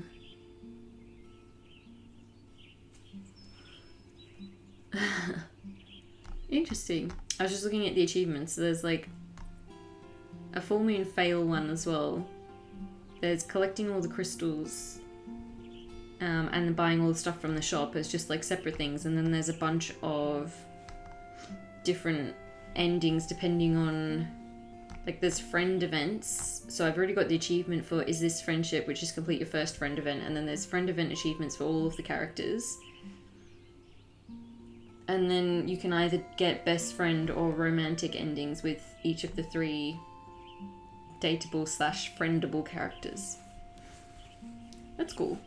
So I won't be able to get all of them in my first run. Go back to that.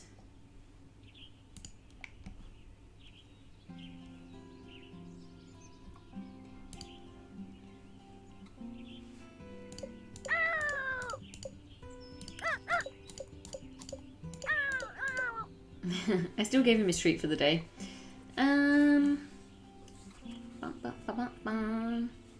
Let's just go to bed, I think. Let's start the next day.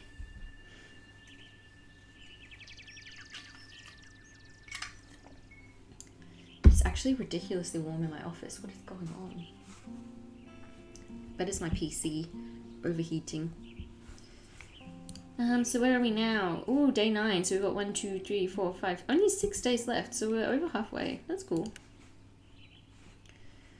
Okay, we've got orders again. So we've got one from Ruth. Dear Una, I think I'm ready to take the first steps towards leaving Flora, but I won't lie, the idea of leaving makes me nervous. I wish there was some way to take Flora with me wherever I go. Are there incense or anything that could help? Sure thing, Ruthie. Hello, Una. I'm a sad grump who needs to be kinder to myself. John, I can't keep letting mean people get to me. Do you have a charm for that? Let's go, Jean.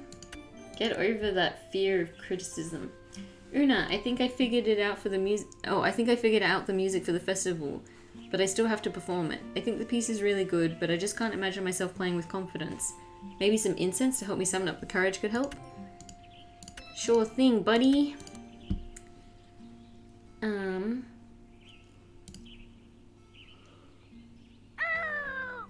Is it crystal time? What did you find this time? Ooh, that's pretty. Celestine, this is one of my favorites. Such a nice shade of blue. Gran would like this one too. I'll have to show it to her when we see her again. Are we going to get a Gran reveal towards the end? Like, is she going to show up to the festival? Just popped in to say hello. It's past 12 AM here, so I'm going to bed. Wish you new luck on 50 followers. So close. Thank you. Thank you for stopping by, even though it's so late for you. I hope you get a good night's sleep. And thank you for stopping by. Yeah, hopefully only one more follower and then I'll get 50. I'm gonna try and find somewhere to put this crystal. That emote is really cute too, by the way.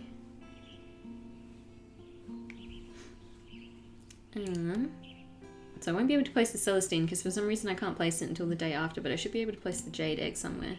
Yep, have a good stream. Thank you, will do. I'm gonna put the jade egg there. Our tarot table is looking very cute. Can I change some of the potions as well though? Ooh. I like this one. This one was the new love one, I think. And what do I want to put there? This one's cute too.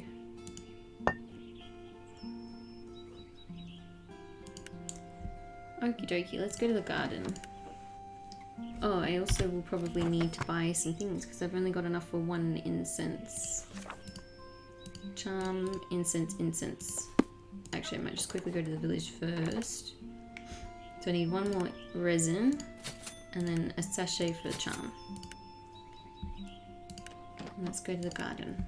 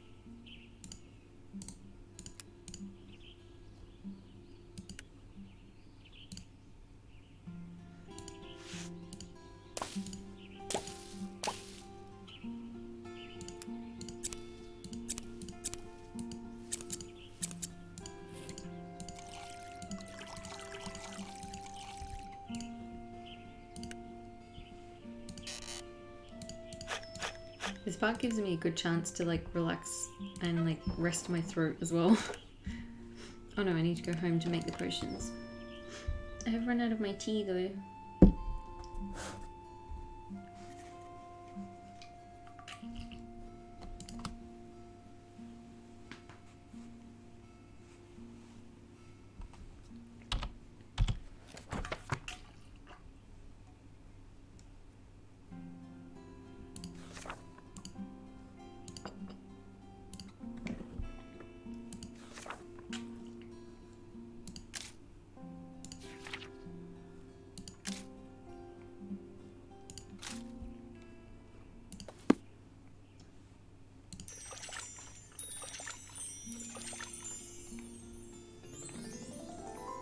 Memory incense, cool.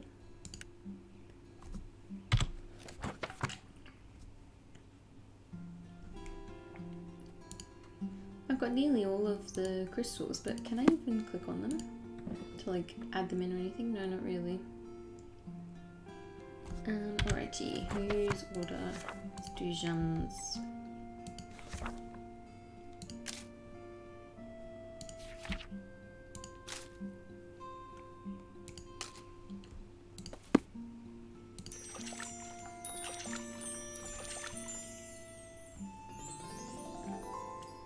That is very cute.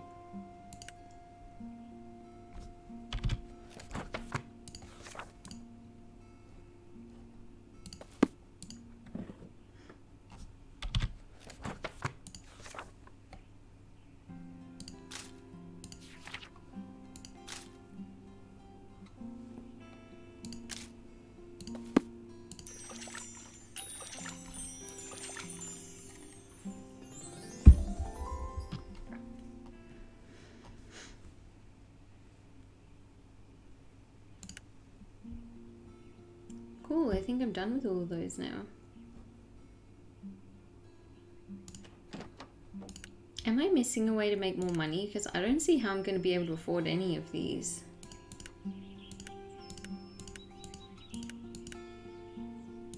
The cheapest one is 3,000 and I only have 500. Oh well.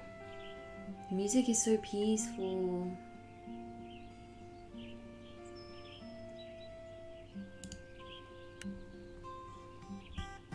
On your way to the town square, you see Jonas and the dog running together outside. Come here, boy. Hi, Terrierl, how are you? Good morning, I assume you've just woken up. We just did the full moon ritual, which actually went well. I got the good full moon ritual option. And now we're just waiting for the festival and helping to finish set that up.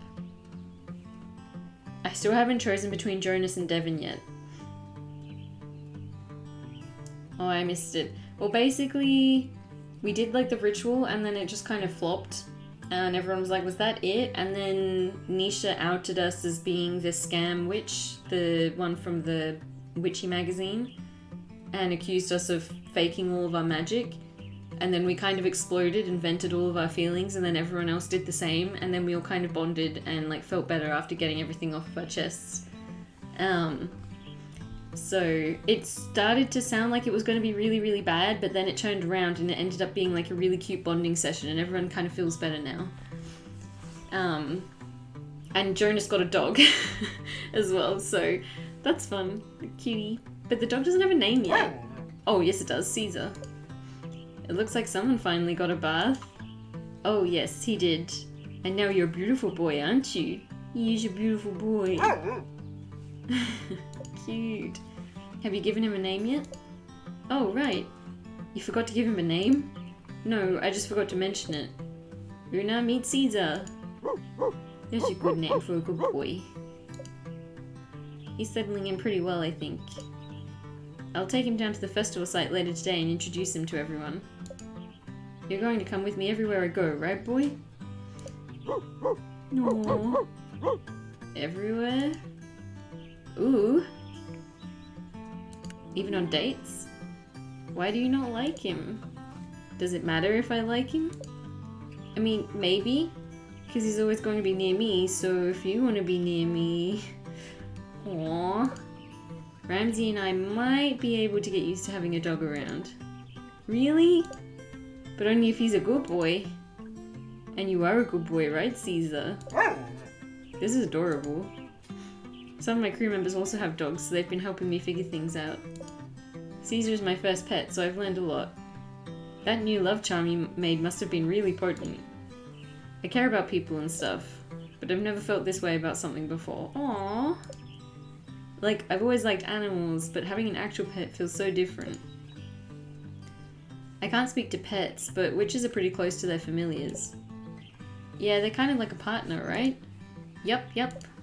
Well, except when they say your spell is too powerful, they don't let you nap, or they tell you not to eat the strange fungus. I'm gonna say they don't let you nap. I think I... oh, I got something stuck in my throat or something. But, yeah, I think I said before that I liked naps or something. That's, like, my hobby.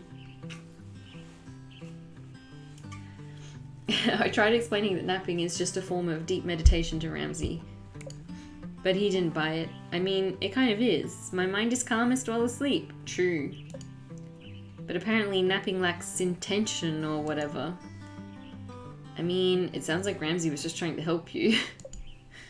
The other day, after I gave Caesar a bath and stuff, I started thinking about when I yelled at my crew again, and I started feeling sad and angry at myself. Caesar came up to me and just put his head in my lap, and I calmed down. Aww. It reminded me that even though that one bad thing happened, my crew helped me a lot with Caesar. So if they aren't still mad at me, maybe I should stop being mad at myself. Aww, that's a good revelation to have. Caesar, you're pretty powerful for just being a pet. He's your good boy. Dogs are so good. Scratch Caesar behind the ears, pat him on the head or under his chin. I like the ears. Ears are always so soft. Whoa, you give Caesar pets? Maybe he's alright. You hear that, Caesar? The witch says you're alright. I knew you'd come around to him. How can you not? Look how happy. Oh my god, I just realized they smile in exactly the same way.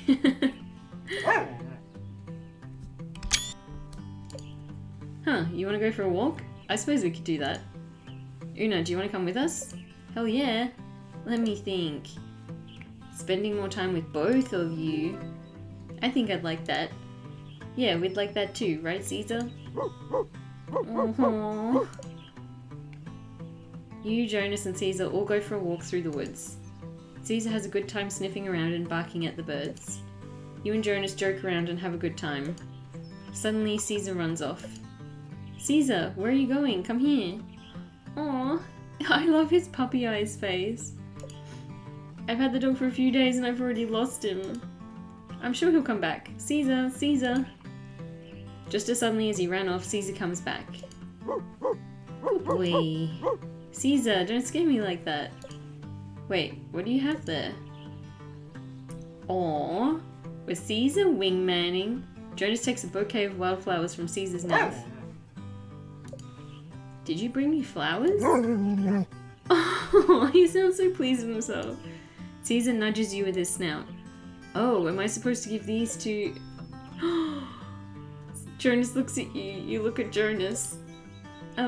These are for you. You take the wildflowers from Jonas. Thanks. That's a bit adorable. I should get these into some water. We can walk you home then. A dog wingman, that's the first time. I know, right? What a clever dog. He picked a bouquet of flowers and then gave them to him and was like, eh?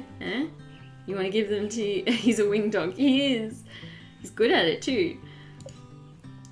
We should get to the festival grounds anyway. Jonas and Caesar walk you home. You catch Jonas looking at you out of the corner of your eye. Ooh. When you do, you both look away from each other blushing. That's cute. Well, here we are. Good luck with meeting everyone today, Caesar. I'm sure he'll get along with the crew just fine. Yeah, I think so too. Catch you later. Woof woof. Ooh, pink. Huh? Venus? Hey, that's the planet of love. Jonas does seem to love Caesar. Caesar's not the only one he loves. And it looks like he's working on being kinder to himself too. Alright then, that's another thing to take note of in the grimoire. Wait, how many do I have of Jonas now? So I still don't have a crystal for anyone yet. But I'm collecting the planets. Maybe I'll get Nisha and Mel today as well. So that was Jonas, now Mel.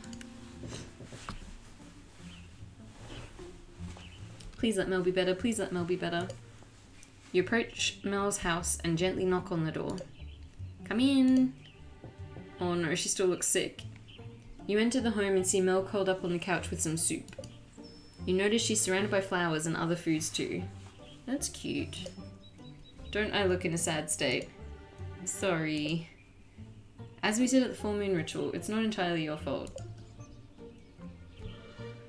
She's a bit dense. It feels wrong to say that Una's a bit dense. Yes, I know what you mean. You mean the one in the game. Yeah, she is a bit dense. I got so worked up about everything needing to be perfect. About making sure everyone else is having a good time. To be at my best, I need to rest. So you're not mad at me? Of course not. I'm madder at myself than anyone. But tell me, do you think I'm boring? No, I don't think you're boring. Huh? Can people even be exciting? I think most people are boring or not really. I'm gonna say not really. I mean, I did get to see what happens when magic goes wrong. That was an exciting experience. Though potentially not a good one. But I won't call it boring. Why do you ask? Seems kind of out of the blue. Because I think everyone likes Jonas more than me. Aww, that's not true. I'm pretty sure at the very least your husband likes you more than Jonas. You're just jealous of Jonas? I am. People are always laughing with him. More like at him. I love how much she teases Jonas. And he's always getting invited to parties. Ooh, I kicked my bin. I keep fidgeting. I should sit still. Do you like parties? Nah, I'm too old for that stuff now. But people just seem to like him. And you don't think people like you? Of course not. I'm the one managing the budgets. And who gets angry over toilets? And who has to tell Jonas and his crew to hurry up? Everyone hates me. That is not true. You retake a look around the room. You notice all the food, flowers, and get well cards. Did Jean get all this stuff for you? No, but he made the super meeting. Then where is all of it from? Is she gonna understand, or are we gonna have to really spell it out for her? Various people from the village, my co-workers at the town hall, etc. They heard about me feeling down and sent over all of this. Yes? Exactly. I don't know where they found the time with everything that needs to get done. She's not getting it, is she? I want to be showered in gifts. Sure seems like a lot of effort, or maybe it's all poisoned?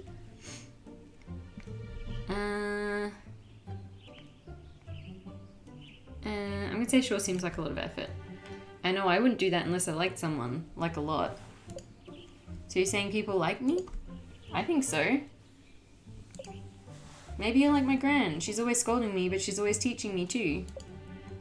And even though she's a little stodgy, she has taught me a lot of neat spells. And without her, I wouldn't be here right now. I don't know where I'd be if I'm completely honest. I'm trying to say that you are necessary, Mel. I feel like we're getting better at the pep talks. If everyone were a goofball like Jonas, nothing would get done. There wouldn't be any festival at all. And what's more boring than that? Mel falls silent and looks around the room. Got her. You're right, I'm surrounded by the village's love right now, aren't I? Mel looks down at her bowl of soup. And Jean's love too. Exactly. What did Jonas bring you? Mel's eyes dart around the room. Oh my god, that brat! His sister's sick from stress and he hasn't come to see me. Knowing Jonas, he probably didn't want to bother. Suddenly, there's a knock at the door. Who could that be? Come in. Jonas walks in. Hey, sis. Perfect timing. What are you doing here? Jean said you weren't feeling well. Actually, I'm feeling a lot better right now. I think some rest has done me good. It's about time you tried that instead of all that magic. No offense, Una. No, I think we might have overdone it. Anyway, I thought I'd come over to see if you needed any Nope, everyone out. What? I just got here. I need to rest to ensure I'm in tip-top shape by tomorrow. This festival isn't going to organize itself. So come on, get. Mel shoes you and Jonas out of the house. Good, I'm glad she's resting. Well, I guess I'll head back to work. Sheesh. Seems like she's on the mend anyhow. Yeah, I think she'll be alright. Knowing Mel, she'll be up and at 'em by tomorrow. I should get going though. Bye. Sounds like Mel struggles with finding balance in her life. True. I love wholesome sibling relationships. Me too. Even though they bicker a bit, they do get on fairly well. And realizing people do care about her wellness. Ooh. Pink again. Venus. Maybe Mel should incorporate things attributed to Venus in her life. More love. Let me write that down in my grimoire. There's a lot of love going around at the moment. Because Jonas also got love. Or Venus. Oh, interesting. Devin and Jean both got Sun. Maybe Nisha will get Mercury as well. Let's go Ruth. You walk up to Ruth's home. After the full moon ritual, you wonder what state she'll be in. You knock on the door. Una, how good to see you. Are you here to deliver my spell? Yup. Memory incense was this one.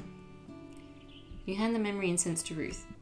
Oh yeah, I can't look at my grimoire yet. I was just wondering how many of the spells I've made now. Yes, these should help. What are you trying to do? You know what I mentioned at the full moon ritual? You not being mayor and going travelling? Yes. So you intend to do that? Yes, do it! Do it! Or you're not? No, I am, but... As much as the idea of exploring the world excites me. Didn't they get similar colours at first too, and then the colours changed, I think? Yeah, I think so. Some of the colours have changed. But yeah, I think theirs were similar. I've never really left Flora, so the idea also terrifies me. I see. Just go for it. I feel that, or I have a spell for that. I'm gonna say I feel that. Let's empathize. She's already decided to do it. She just needs to, like, vent some of her anxieties a bit, I think. Why pressure yourself to go when you know you can be comfortable right here? Yes, I think that's precisely it. I'm comfortable in Flora, even with my desire to leave. It's strange. I wish I could just take it with me wherever I go. Aww. Is that what the memory spell is for? Mm-hmm. Before I use these incense, I thought of taking a walk. Would you care to join me? A grand adventure with Ruth? A walk sounds nice, or yes. I'm gonna say grand adventure with Ruth. Lead the way. While I appreciate the enthusiasm, you might be getting yourself a little too excited. You and Ruth head out on your walk around Flora. First you come to the lake. Oh, this is cute. Is this gonna be like Ruth's tour of the town and like she'll share her unique past with it and stuff so we get to know the town a bit more?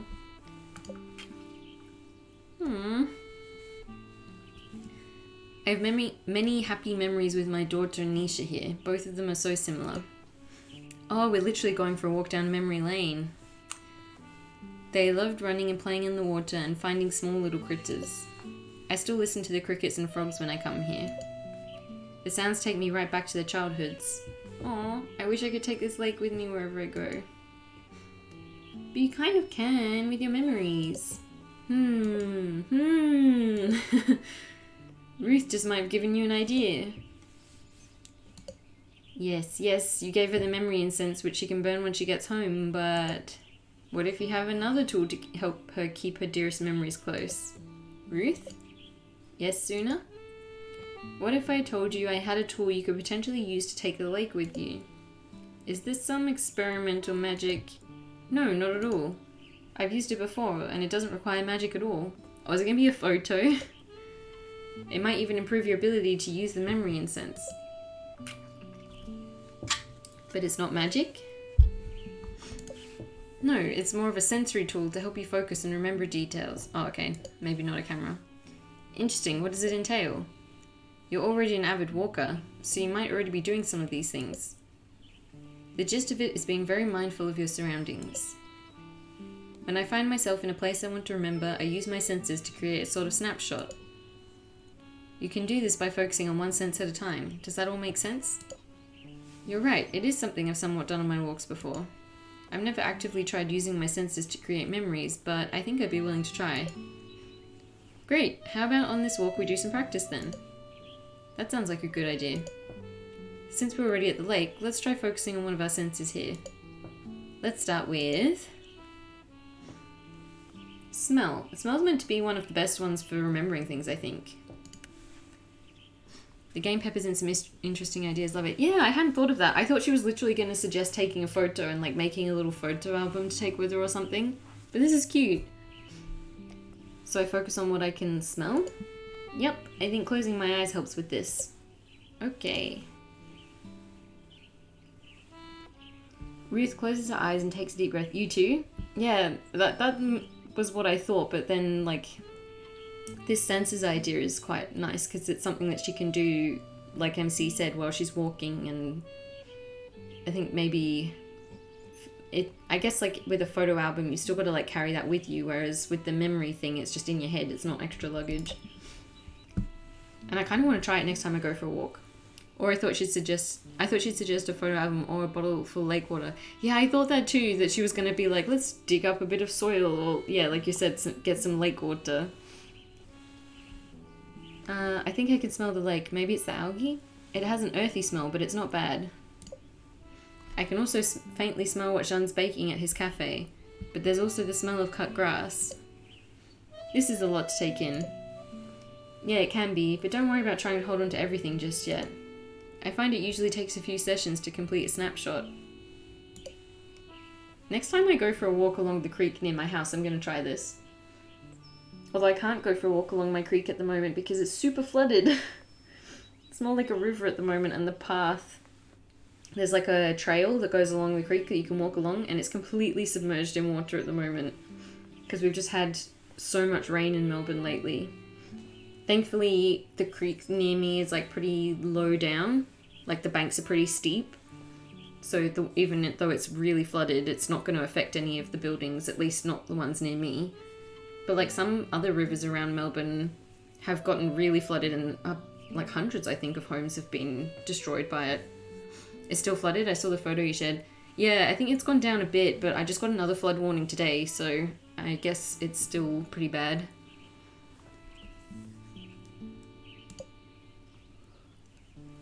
You and Ruth walk to the forest. Although you wouldn't believe that it's been flooding here based on the weather today. It's so sunny today. You and Ruth walk to the forest. I always come here when I feel like hiding from the world. I love forests. I used to be afraid of these woods. When I was a little girl, I played hide and seek at night here with friends. I lost my way while looking for a hiding place, and suddenly all the trees looked like monsters. Aww. Fortunately, my screams let my friends find me. That's awful. It was at the time, but then I became determined to know these woods. And now we're good friends. Aw, that's so wholesome. Ready to practice one of the senses? Sure. How about... I'm not going to ask her to taste the forest. Maybe touch this time. Am I supposed to walk around and touch things? Sure, unless they're things you shouldn't touch, like animals or poison ivy. Try focusing on how the ground beneath your feet and the air against your skin feel. Okay, I think I understand. Ruth starts to walk around the woods. She puts her hands on a tree trunk and then on the forest floor. Everything is so warm, you can tell it's alive, but it's also slightly damp to the touch. That was very good. I think you're getting the hang of this. Thank you. I think this is a good exercise. It's also very relaxing, sort of like meditation. Yeah, it is. I think I know where I'd like to go next. It's to my secret spot. Ooh, we're gonna learn Ruth's secret spot. Whoa, I get to see Ruth's secret spot? That was the exact same reaction I just had. Only if you know about it, follow me. Ruth takes off on a brisk walk through the woods. You can hardly keep up. You notice... this is getting raunchy. Not with Ruth! You notice the elevation is rising. Now you know why Ruth is in such great shape. I mean, that did sound a little bit flirtatious then as well. How much further? This was me. yesterday doing 36 flights of stairs in my office building. I felt like death at the end of it, and my thighs are so sore today. You'll see. You huff and puff your way up. Ruth seems fine. And my calves as well. My thighs were really sore this morning, and now for some reason my calves are sore. I don't know what's up with that. We're here. Wow. Aw, a CG. I feel like this is the first CG we've gotten. I love that there's like friendship CGs and like friend thingies. Not just the love interesty ones. That's cute. It's like all the relationships in the village are important, not just the romantic ones. You can see all the flora from here and more. How far up did we just walk? I feel like one of the core themes of this game is community. Because all the problems came from everyone trying to do things on their own and like bottling up their feelings, and then the solution has been to talk to each other and help each other and feel connected to each other and feel like a supportive group of people rather than individuals. So like acceptance and stuff like that is a core part of what the game is treating to be good and admirable and aspirational, which is a nice message. And that makes sense then that your relationships with all the characters, not just the love interests, are important. Because, like I said, the sort of theme of the game is that community and mutual support is important regardless of the nature of that relationship. That's cool. I like that. This isn't my secret spot, if I'm completely honest. Our previous witch showed it to me. I want to try focusing on one of my senses up here. I think that's a great idea. How about you try sound, sight, or touch? I was thinking sound or sight. I mean, part of the appeal is the view, so maybe let's go sight. Okay. Ruth takes a deep breath. Everything looks so tiny, yet you can tell it's so full of life. I can see the mountains, the beach, the village, and the only problem I've noticed with this game is that when a line is longer than the text box, if you click, it doesn't then take you to the rest of the line, it just skips it. That would be my one criticism that I found so far. These landscapes are also different, yet they all belong together in the valley. Because I just tried to like scroll or something, but there's no other option to read the line other than just to click. If you were to take one away, it'd somehow be incomplete. I wish I could stay here forever, but I know I can't. Ruth is a cool old lady. I know I have to leave, even though I'll be back. When I return from my travels, this is the first spot I'll visit. Aww. Ruth turns and looks at you. Thanks for coming up here with me, Una. Of course. This has been the best workout I've had in a long time. Fortunately, going downhill is much easier. Come on, let's go. You and Ruth make your way back down the mountain and to her home. I think I'll have to practice that sensory technique more later. This might sound strange, considering I just asked you for a way to remember flora, but I wish I had something to help me cleanse the space too. Like, as a final way of letting go and preparing myself to move on. Does that make sense? Of course, kind of like taking what you want and then moving on. Yes, I think that's exactly it. Of course, I'm not asking for anything extra. This memory incense would really help. Well, I think it's back to festival preparations. I've been away too long already. I'll be on my way then too. Bye. Something to help you say goodbye and move on, but in a good way. Maybe a besom could help with that? They're for sweeping... Oh, a broom! Cool! They're for sweeping away energies to make space for new ones. I'm pretty sure I saw a small broom at Jamina's I could use. I wonder if that would be a good idea. A broom. Oh! So that's why you might get the artifacts, because maybe everyone will need one of these things for some sort of reason. You kind of have to choose who gets it. Alright, Nisha's turn. You walk up to Nisha's home and knock on the door. Una, I know why you're here. You want to talk about what happened? Yeah, that's right, Nisha ratted us out. Okay, but we're not arguing. I've been worried about you. I guess that's fair. It's not every day you see a tornado of art supplies. You seem to have made yourself some interesting friends. How about going to our usual spot and talking about it? Sure, let's go. You and Nisha head to the beach. You feel like she's walking closer to you than usual. You arrive at the beach and sit on a couple of rocks. So. First, you have to promise not to laugh. I'm a witch. If there's one person who's going to listen to someone about feisty spirits, it's me. I know, it's just the only person who ever believed me was the village witch. So I'm more used to people not believing me. What kind of spirits are they exactly? The last witch called them fibbly nibblies, but I don't know if that's a real thing or not. I've never heard of them, but that doesn't mean anything. Spirits aren't exactly my forte. They got me into so much trouble as a kid. They'd pull on whoever was sitting in front of me's hair. They'd knock supplies off shelves. They'd even eat other kids' lunches. Rude. Then I would yell at them to stop and get scolded for shouting in the middle of class. Aww. Everyone thought I was acting out for attention, but that wasn't the case. I knew everyone would think I was weird if I told them the truth, so I hid it, and that just made things worse. I like that the game is witchy without pushing too witchy beliefs on us. Sorry. Yeah, no, I think I know what you mean, where it's like... I think I was saying a bit earlier where I feel like the magic could easily be replaced with something non-magical. And like all the problems are like real world problems that you could easily resolve, like I said, with a non-magical solution. Like if we were just a therapist showing up in this town, we could help everyone in pretty much exactly the same way. If the witch believed you, how come she didn't give you a cleansing spell? She tried, but Gran once again believed everything was fine. She thought I'd outgrow it. Clearly, I haven't. The witch left soon after that. It's a good thing I'm here then. Time to banish, or maybe we'll slip them a sleep spell, or let's curse them into oblivion. I would say time to banish. No. See, the problem is they're my friends. Your friends?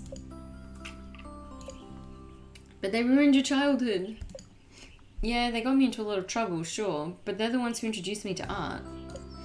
And we used to get along most of the time, just people don't understand them or me. Instead of listening to me, people would be like, just stop, which in turn made things worse.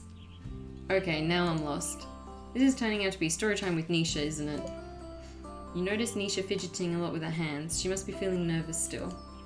Here. Ooh, we gonna hold hands? Take Nisha's hand. She looks up at you and smiles. Thanks, Una. It looks like she's calmed down a little bit. This is hard to talk about, but here it goes. I'm home alone one day, as I usually am because Gran worked a lot. I hear this weird chattering coming from outside, so I go and take a look. Except I don't see anything. But then I hear it again, but a little further off. So I follow it, but every time I think I've caught up, it's just a little further away. Eventually, the chattering leads me to the old art studio. Gran boarded it up after my parents died since they ran it. I hear the chattering again, except it's coming from inside this time. I pry a loose board off one of the windows and go inside. And that's when I see everything. Canvases, brushes, paints, charcoal, and more. It was like stumbling into Wonderland. Aww. Every time I think I found everything, the chattering led me to more supplies.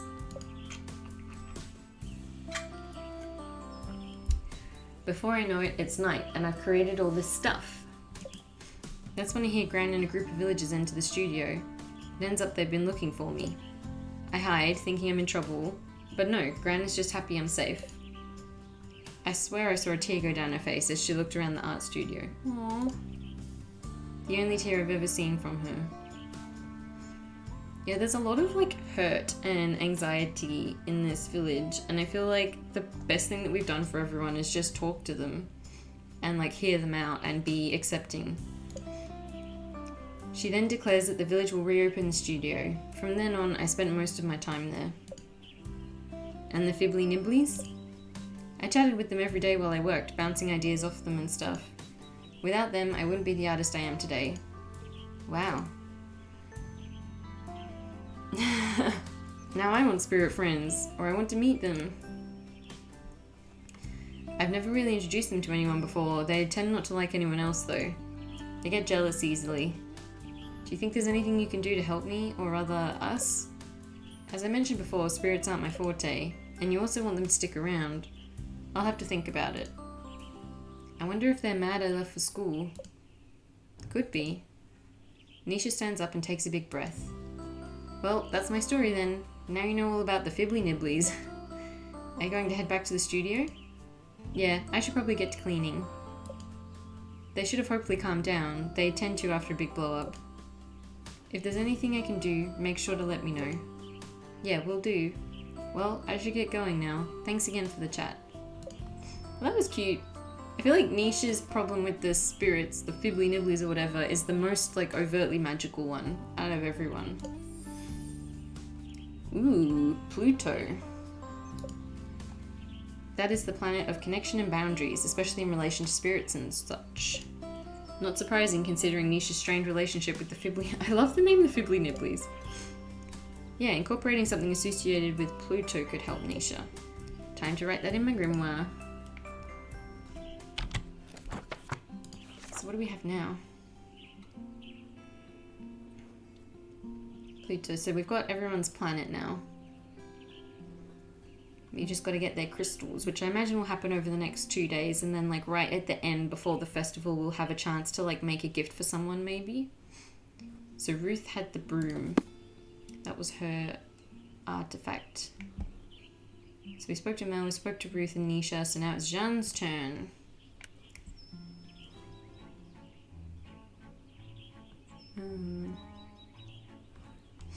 You walk up to Jeanne's cafe. Jeanne's baking something super yummy. You walk into the cafe. You notice there's only one customer, but you can't tell who they are behind the newspaper they're reading. More treats? I hope so. So far we've had cookies, I think, and we just had a grilled cheese sandwich before, which was apparently MC's first grilled cheese sandwich, so that was an experience. I think we've had some sort of cake before as well. I still think we haven't had the madeleines yet. I think that'll be like an end game thing, because that's what he's been working on making. So I wonder what we get this time. Hey, Jeanne. Una, what are you doing here? Is that how you greet all your customers? I brought your spell. The release charm is this one. What is this? The release charm you asked for. I didn't ask for that, but I got a letter from you. Don't tell me he's refusing a spell again. You thought you were past that. I never sent a letter. Was it Mel on his behalf? You hear the rustling of the newspaper. You look over at the other customer. You see them wearing oversized sunglasses and a hat. Maybe they have a mustache too? What? But when you make eye contact, they quickly pull the newspaper back up. Eavesdropper. But the letter had your name on it. I told you I never wrote the letter. Maybe you wrote it in your sleep? I do not write in my sleep. Maybe because of the person who's there, he refused to spell. Oh, true. I didn't think about that. Could be. I know. You have a twin. I do not have a twin. Now, if you don't mind, I'd like to get back to... The person reading the newspaper clears their throat. You and Jeanne look over at them. I think I have an explanation. The customer drops their newspaper and removes their hat, sunglasses, and mustache? It is Mel. I ordered the spell, Jeanne. Mel, you should be home. You're still sick. I love that Jeanne didn't recognize her just because she had a hat, sunglasses, and a fake mustache on. You didn't realize that customer was your wife? Exactly, that's what I want to know. Oh, he's embarrassed. He's been too wrapped in baking madeleines to notice much these days. Just go and look in the trash. No, not the madeleines. You walk over to the trash can. It's filled to the brim with madeleines. They're all failures. And how would you know? Did you let anyone try them? All of these madeleines are failures? But they smell so good, and they look baked to a perfect like gold. I do not serve failure at this cafe. Jeanne. Jeanne and Mel continue to quarrel, but you can't take your eyes off the trash can. Do not eat the madeleines out of the trash. You can feel the madeleines radiating heat. These madeleines are fresh. Your mouth begins to water. There doesn't seem to be anything else in this trash can, so really... It's just a bin full of fresh, perfectly baked madeleines. No, don't do it, don't do it. That means you could totally... All because one critic said... That critic again? Who cares about critics when there's a whole bin of madeleines in front of you? Oh no. Game! I don't want to eat trash madeleines! Yes, Una, there's no need to hold back now. Just reach your hand out and... Una, what are you doing? They were calling me. I know that's a lie. But they were 1,000 little voices saying, eat me, eat me.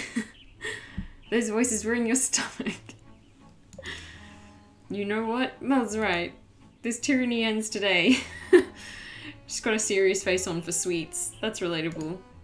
I never said anything about tyranny. You take your hand and shove it in the trash bin of madeleines. Oh my god. Do it? Okay. I guess if we're gonna do it, let's go all out and take a fistful of madeleines.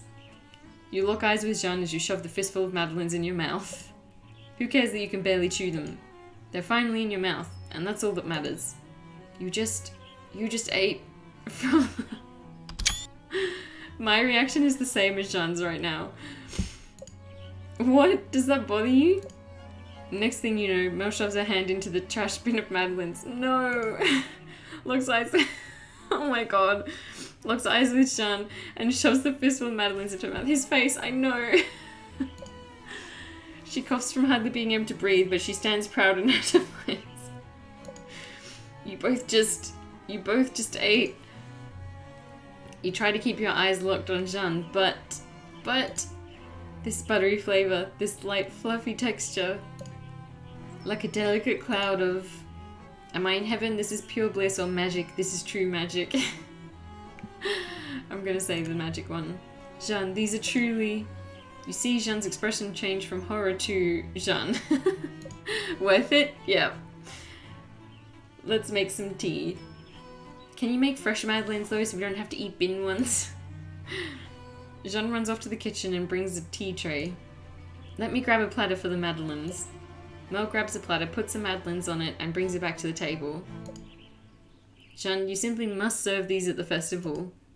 Though ideally not from a trash bin.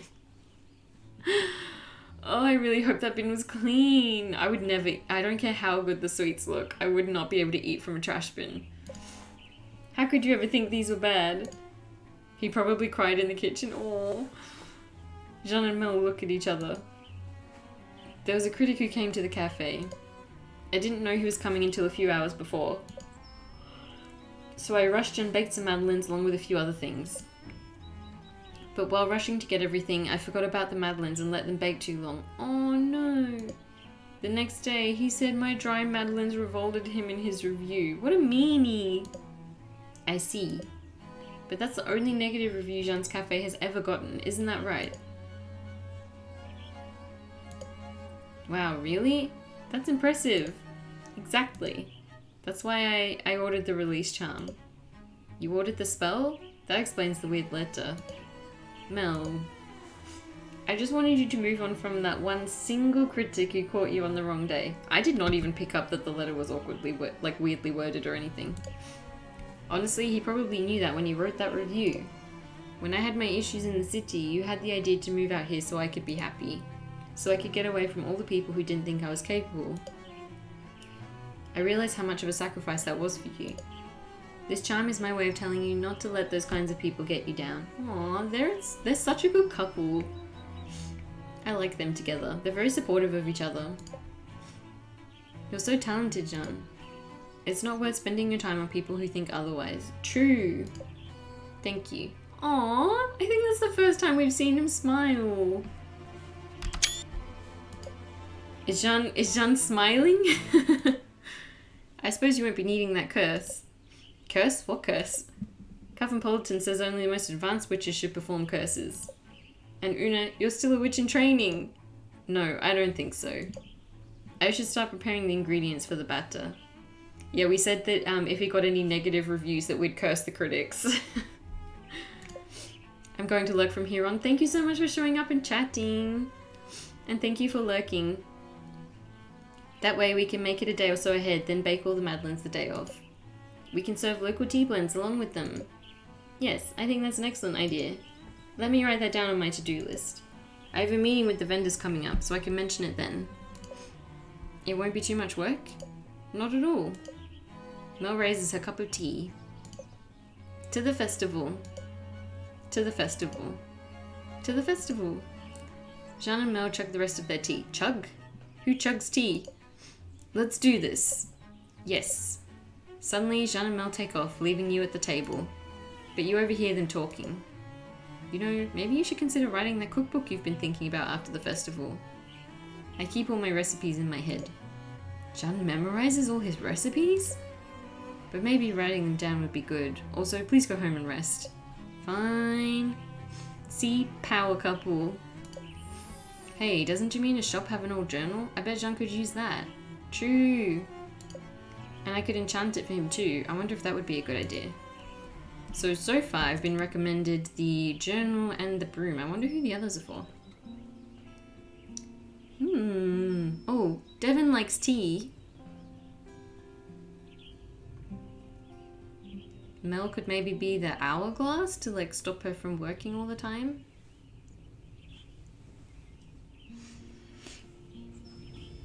But what would Jonas want? Maybe whatever that is? Anisha, the candlestick? I don't know. We'll find out. So that was Jean. Then we just got Devin left.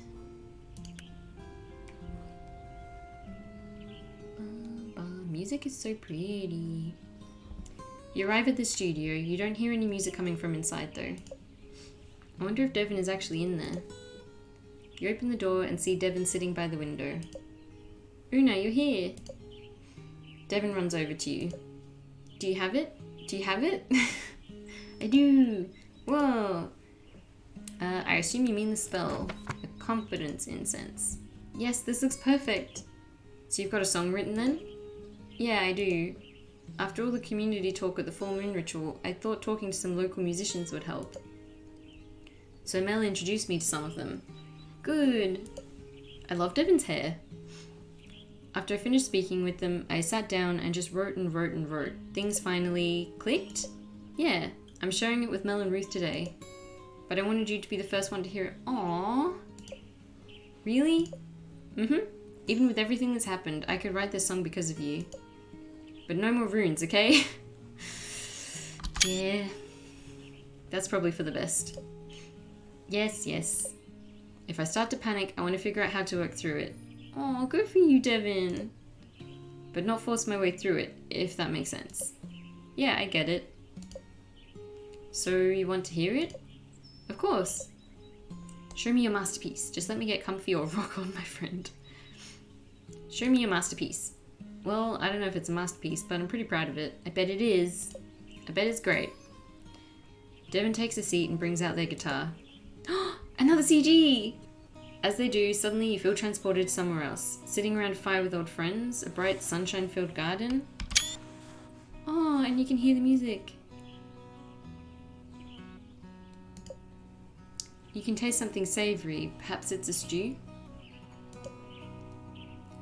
You realize these are all places of and things of comfort. There's a brightness to it, a sense of optimism. Aww. Even with long, hard days ahead, there will always be something good on the other side. As the chorus swells, you get a feeling of reassurance that all your work will pay off. Somehow, everything seems possible. Everyone will work together, and that collective energy will ensure the Harvest Festival's success. They won't even need a witch's blessing, and somehow you feel like that's exactly how it should be. Devin's song comes to an end. Oh, but I'm enjoying it.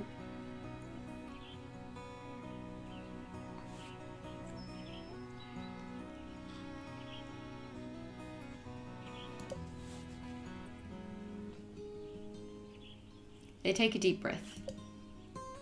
So, what do you think? That was beautiful. I'm speechless, say nothing. Or was that some sort of spell? I'm gonna say I'm speechless. I feel like I fell into a trance. It wasn't too dissimilar to when we play music for our rituals. Words don't capture it. Wow, I made you speechless? I wasn't expecting that. Why did that piece of music affect you so much? I wonder if your music had such a strong effect because Well, because we're friends. Perhaps the strength of our bond amplified the power of the song. You see Devon turn bright red. Now I'm the speechless one. Aw, this is so cute. But of course, there's still the matter of playing for Ruth and Mel. That's the real reason I asked for the spell. When do you have to play for them? I'll probably head over a little after you leave. You know Devon asked you not to use runes anymore, but you still feel compelled to help them further.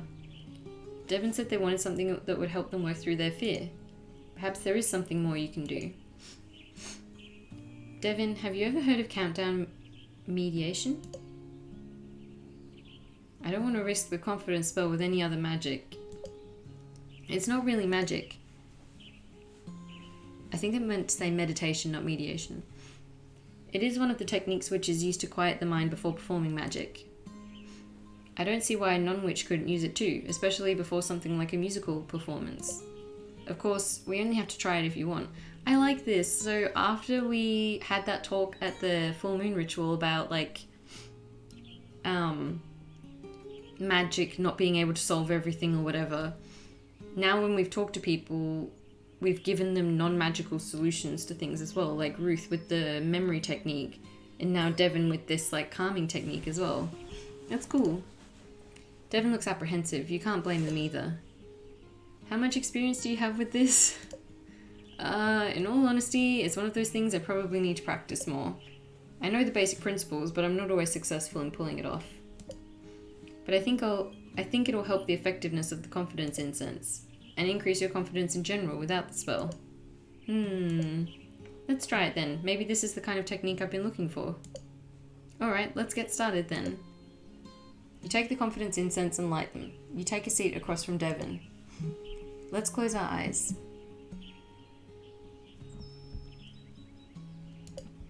We're going to count down from 10. For each number, we'll focus on something. I usually use colours. There are currently 10 different colours in my garden, so we can work with those. Oh, thank you for following, Thumb King. Was it Thumb King 1257? And we finally reached the 50 out of 50 affiliate goal. Thank you. That's so exciting. So what am I doing? I'm going to say a number and a colour, and I want you to focus on that colour. Because I think now, how many goals have I met for the affiliate thingy? I think I've got 3 out of 4 of the requirements now, so thank you so much. The idea is to force your brain to focus on something other than your anxiety. Okay. Let's start. 10. Ooh, a rose. A red rose. Devon takes a deep breath. You can tell they're still uncomfortable, but you're glad they're trying. 9. Maybe this will work? The orange calendula. We're just going through all the flowers that we grow in our garden. 8. Yellow yarrow. They take another deep breath. This one is more noticeably deeper and longer than their initial one. You notice your breath is also deeper and longer too. Oh, and thank you also for following HS Bomb. Now over the goal. 7. Green rosemary. Devon's shoulders relax. You're impressed they've made it this far. Your mind usually starts to wander around now. I'm also not very good at meditation. 6. Ah, pea flower. Blue pea flower. Devon takes another deep breath. The art in this game is so pretty. 5. Oh, and thank you Thumb King for tipping as well. Pink hollyhock. You notice their knees relax. They fall a little closer to the ground. I don't even have an alert set up for the tipping. Sorry about that, but thank you. I appreciate it. And thank you for the 420 as well. I did notice that. 4. Purple lavender. I mean, it's very fitting because at the moment we are doing relaxation techniques. Maybe that's what Devon needs in the end. Are they asleep? 3. Burgundy geranium. Devon takes an even deeper, long breath. No, they're not asleep. You could sense the focus in that breath. 2. Aw, chamomile. That's my favourite. Almost there. 1. Black allium. Devon completely relaxes and takes another long, deep breath. You allow them to sit there for an extra moment. You're impressed by how well they've done. That is actually pretty good for a first-time meditation. Though you really won't know until they reopen their eyes. Devon, open your eyes. Devon raises their head and slowly opens their eyes. The panic and sense of unease that was there before are gone. Cute. Are you sure that wasn't magic? I feel so much calmer now. See, like I said, these people just need therapy, not a witch. Calmer, but not out of it, or like sleepy. Like I feel like I can do things. Like I want to do things. Cute, good for you. This is weird. Social anxiety cured with one session of meditation. That's probably part the meditation and part the incense. Wow. I think I'm ready to play for Ruth and Mel. Good. That's great. Do you want me to go with you? Actually, I think I'll go on my own. I think I've got the confidence this time. And it's all thanks to you. Remember, witchcraft is a melding of energies, so it's not just mine. I guess you're right. Sometimes I wish I had something to carry with me all the time. Like a charm? I can make charms. Like something to remind me of the power of my energy. Something to carry? Oh, is that silly? No, not at all. Sorry, I was just a little lost in thought is all. I should get going. I don't want to keep Mel and Ruth waiting. My throat's getting sore from all the reading. Thanks again for all your help, Una. Of course, anytime. Devon wants something they could always carry. What about that locket at Jamina's store? Oh, see, I thought the teapot was going to be for Devon because we make tea together a lot, but the locket's cool. Maybe I could craft something out of that? Maybe I can haggle down the price too. Oh, interesting, because everything's so expensive and I don't have anywhere near enough money. So I was wondering how I was going to get those. I want to get the locket for Devon. Bye? Bye? Aww, I can't haggle down the price that far apparently. Well, I think that's everyone for today. We're getting closer to the festival now.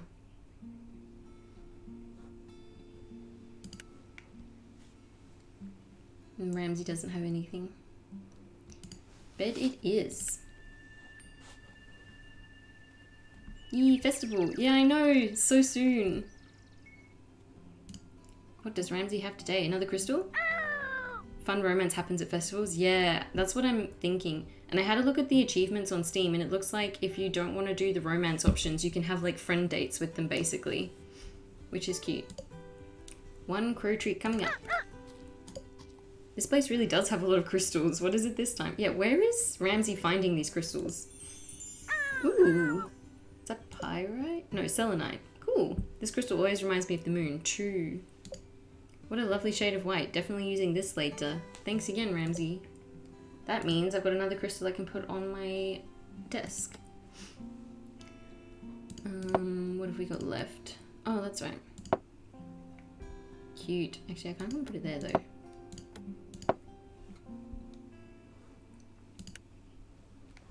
Alright, what orders do we have today? Oh, Una, I did it again. I didn't mean to, but I couldn't stop it. I know I need to take it easier. I know I need to balance everything better, but it's so hard. Do you have a potion or anything that could help? I'm so overwhelmed. Poor Mel. Shield, Blue, and Venus. Yo, Una, I want to fix my relationship with my crew. I think I'm ready to take responsibilities for my actions the other day, instead of beating myself up over them. Maybe an oil or something could help? Huh? Take responsibility for my actions the other day. What did you do? Ooh, love heart, blue, and Venus.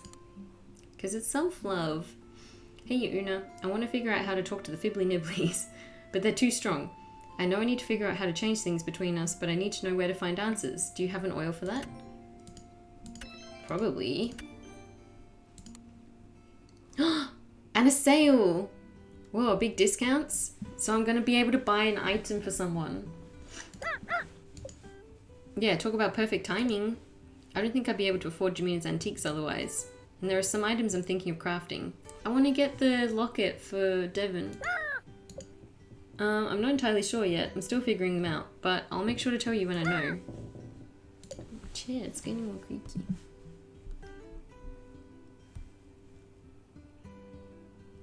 You wonder why Jamina's put everything on sale? Maybe she's sick of having her inventory lying around? Maybe, but we should definitely go check out the sale. I agree. I want to go get these sale items. But first, gardening.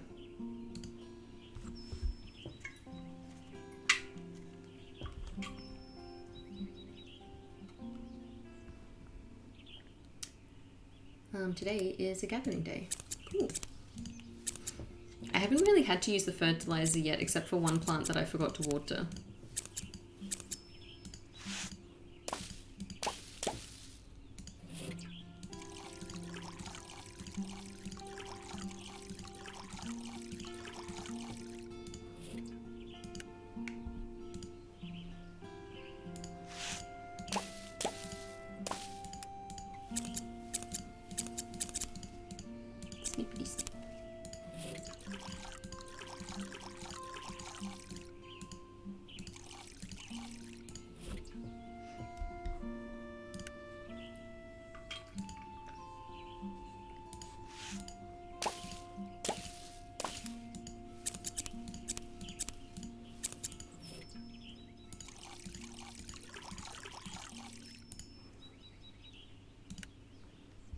And then what do we need to make?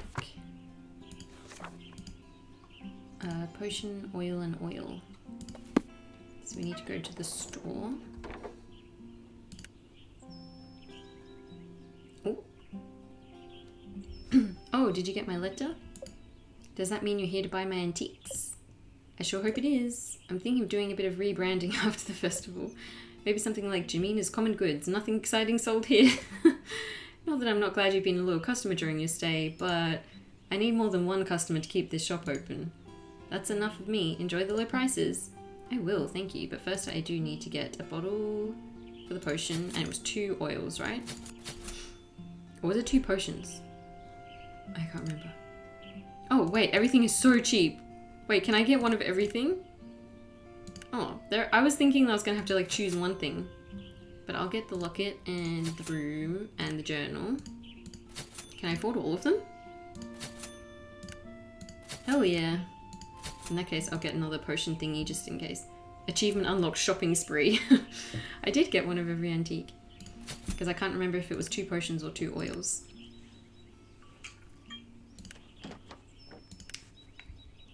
Let's get brewing.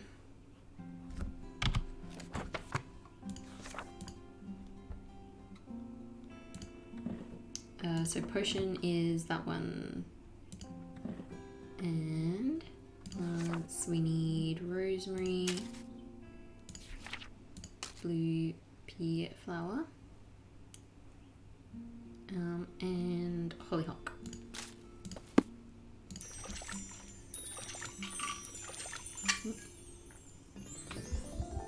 Boundaries potion. Cool. I feel like I could do one of those. I feel like most people could. What was I going to say though? Oh yeah, I've been seeing a lot of people talking about potionomics. And every time I have to make a potion in this, it kind of reminds me of that. So that might also be a game I add to my to play list. Jonas needs an oil to help him apologize. Ah, thank you for the follow, Billy Longsleeve. So many new people just followed. I only needed one more person to reach my follower goal and we've now gone over it. So thank you so much. I appreciate it. An oil to help him apologize is rose. Blue is the pea flower, I'm pretty sure, yep. And hollyhock. Cool.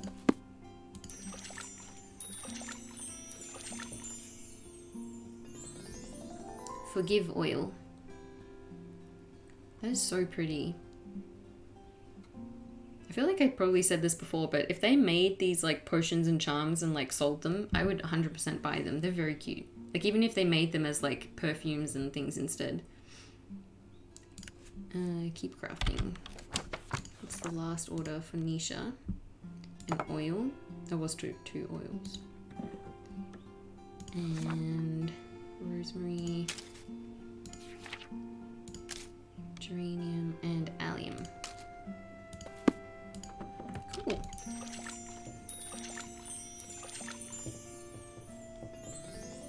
Divination oil.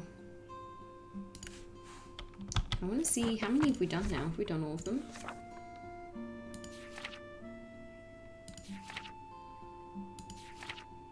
Looks like it. Yeah, and then the other things are to do with the artifacts. Cool. Yeah, none of them look like question marks anymore. Alright, let's go delivering. Village. Although I am just going to quickly open the window in my room because it is so hot in here.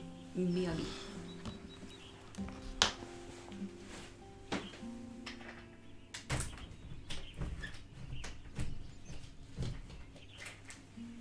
Oh, that's better.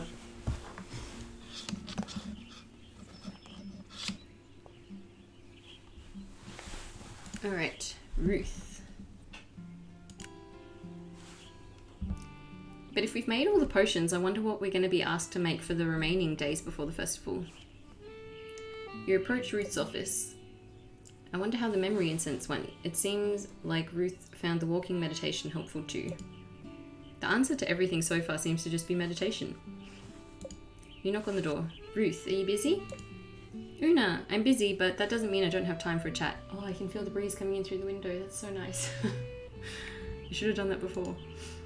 How are you doing? I came here to ask you that. You seem to be in pretty good spirits. I am.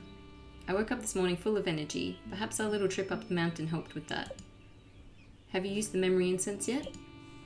No, actually, I wanted to practice a bit more of what you taught me the other day. Oh, so she didn't even use the incense. Is that going to be the true moral of this game? That the answer to everything is not magic, but instead therapy and meditation. But even so, yeah, see, I think getting everything off my chest over these past couple of days, and then taking a small break from things, it's all left me feeling unexpectedly rejuvenated. Good for you. I suppose knowing what I want has given me some motivation. Nisha and I have already been discussing all the places I should visit. Hell yeah, I'm ready for Ruth's grand adventure. And of course, Mel is starting to make post-festival plans too. She never stops, that one. True, although apparently she's going to take over as mayor after you retire, so there you go. She's never going to stop being busy. Who knew a young witch could have such a big impact on our small village? Cute. Shrug. I am Von Teasel after all. I do what I do. But it could be bigger. I'm going to say I do what I do. As you do. Honestly, I was a little worried in the beginning, but I knew Margie had her reasons for sending you. It seems like Gma has been, like, actually helping us, and the rest of our family are just really elitist and mean. You really think my gran planned this? Planned might be a strong term, but she probably saw an opportunity. I get the feeling the gran I know is different from the one you know. That's possibly true. Your family is known for being rather strict. Perhaps Margie saw a bit of herself in you, and wanted you to have the option to go down a different path than the one she took. Aww. I still want a Gma reveal at the festival. I want her to show up. I don't know what path that is. Maybe it's just the one that sent you here. But don't I have to leave? Suddenly, you hear footsteps running down the hall. Mayor, we have a cry... Oh, Una. Sorry, am I interrupting? Nope, I think we were just wrapping up. Yeah. Okay, good, because you better come quick. What is happening? The napkins just got delivered and they are not the ones I specified. Oh, okay. That's not a... I thought she meant a real crisis, but okay. Alright, I'm coming. See you later, Una. Yep. Ooh. Ooh! What crystal did we get? Is it selenite? The crystal for wisdom and unblocking energy. Cool. Yeah, that would be a good addition to Ruth's Enchanted Besom. Oh, cool! So that's what we're waiting for. So now we've got the artifacts. Oh, antiques rather. Now we just need to figure out what we put with them. Let me take a note of it in my grimoire. Wait, I kind of want to try making it, actually, before we talk to anyone else. Because I think we have all the ingredients now. Wait, where is it? Oh, villages. Yeah, so red, purple, mercury, and selenite. So if I go here, can I start putting them together? Oh no, I can't add... Or can I? No, maybe not yet. Maybe I have to wait. Can I do it at this table? No. I think maybe I have to wait until I've finished this day or something, and then I'll get the opportunity to do them. But still, I have all the knowledge I need now, so that's good. Who next? Mel. Please let me find Mel neither sick nor tired. Please let me find Mel neither sick nor tired. You walk into Mel's office, but... Huh? Where's Mel? Oh no, did she not recover? She's supposed to be here. Maybe she just stepped out? I can leave the spell on her desk. Boundaries potion. Yeah, I'll just put it right... Ah! Wait, what? And that's when you see her.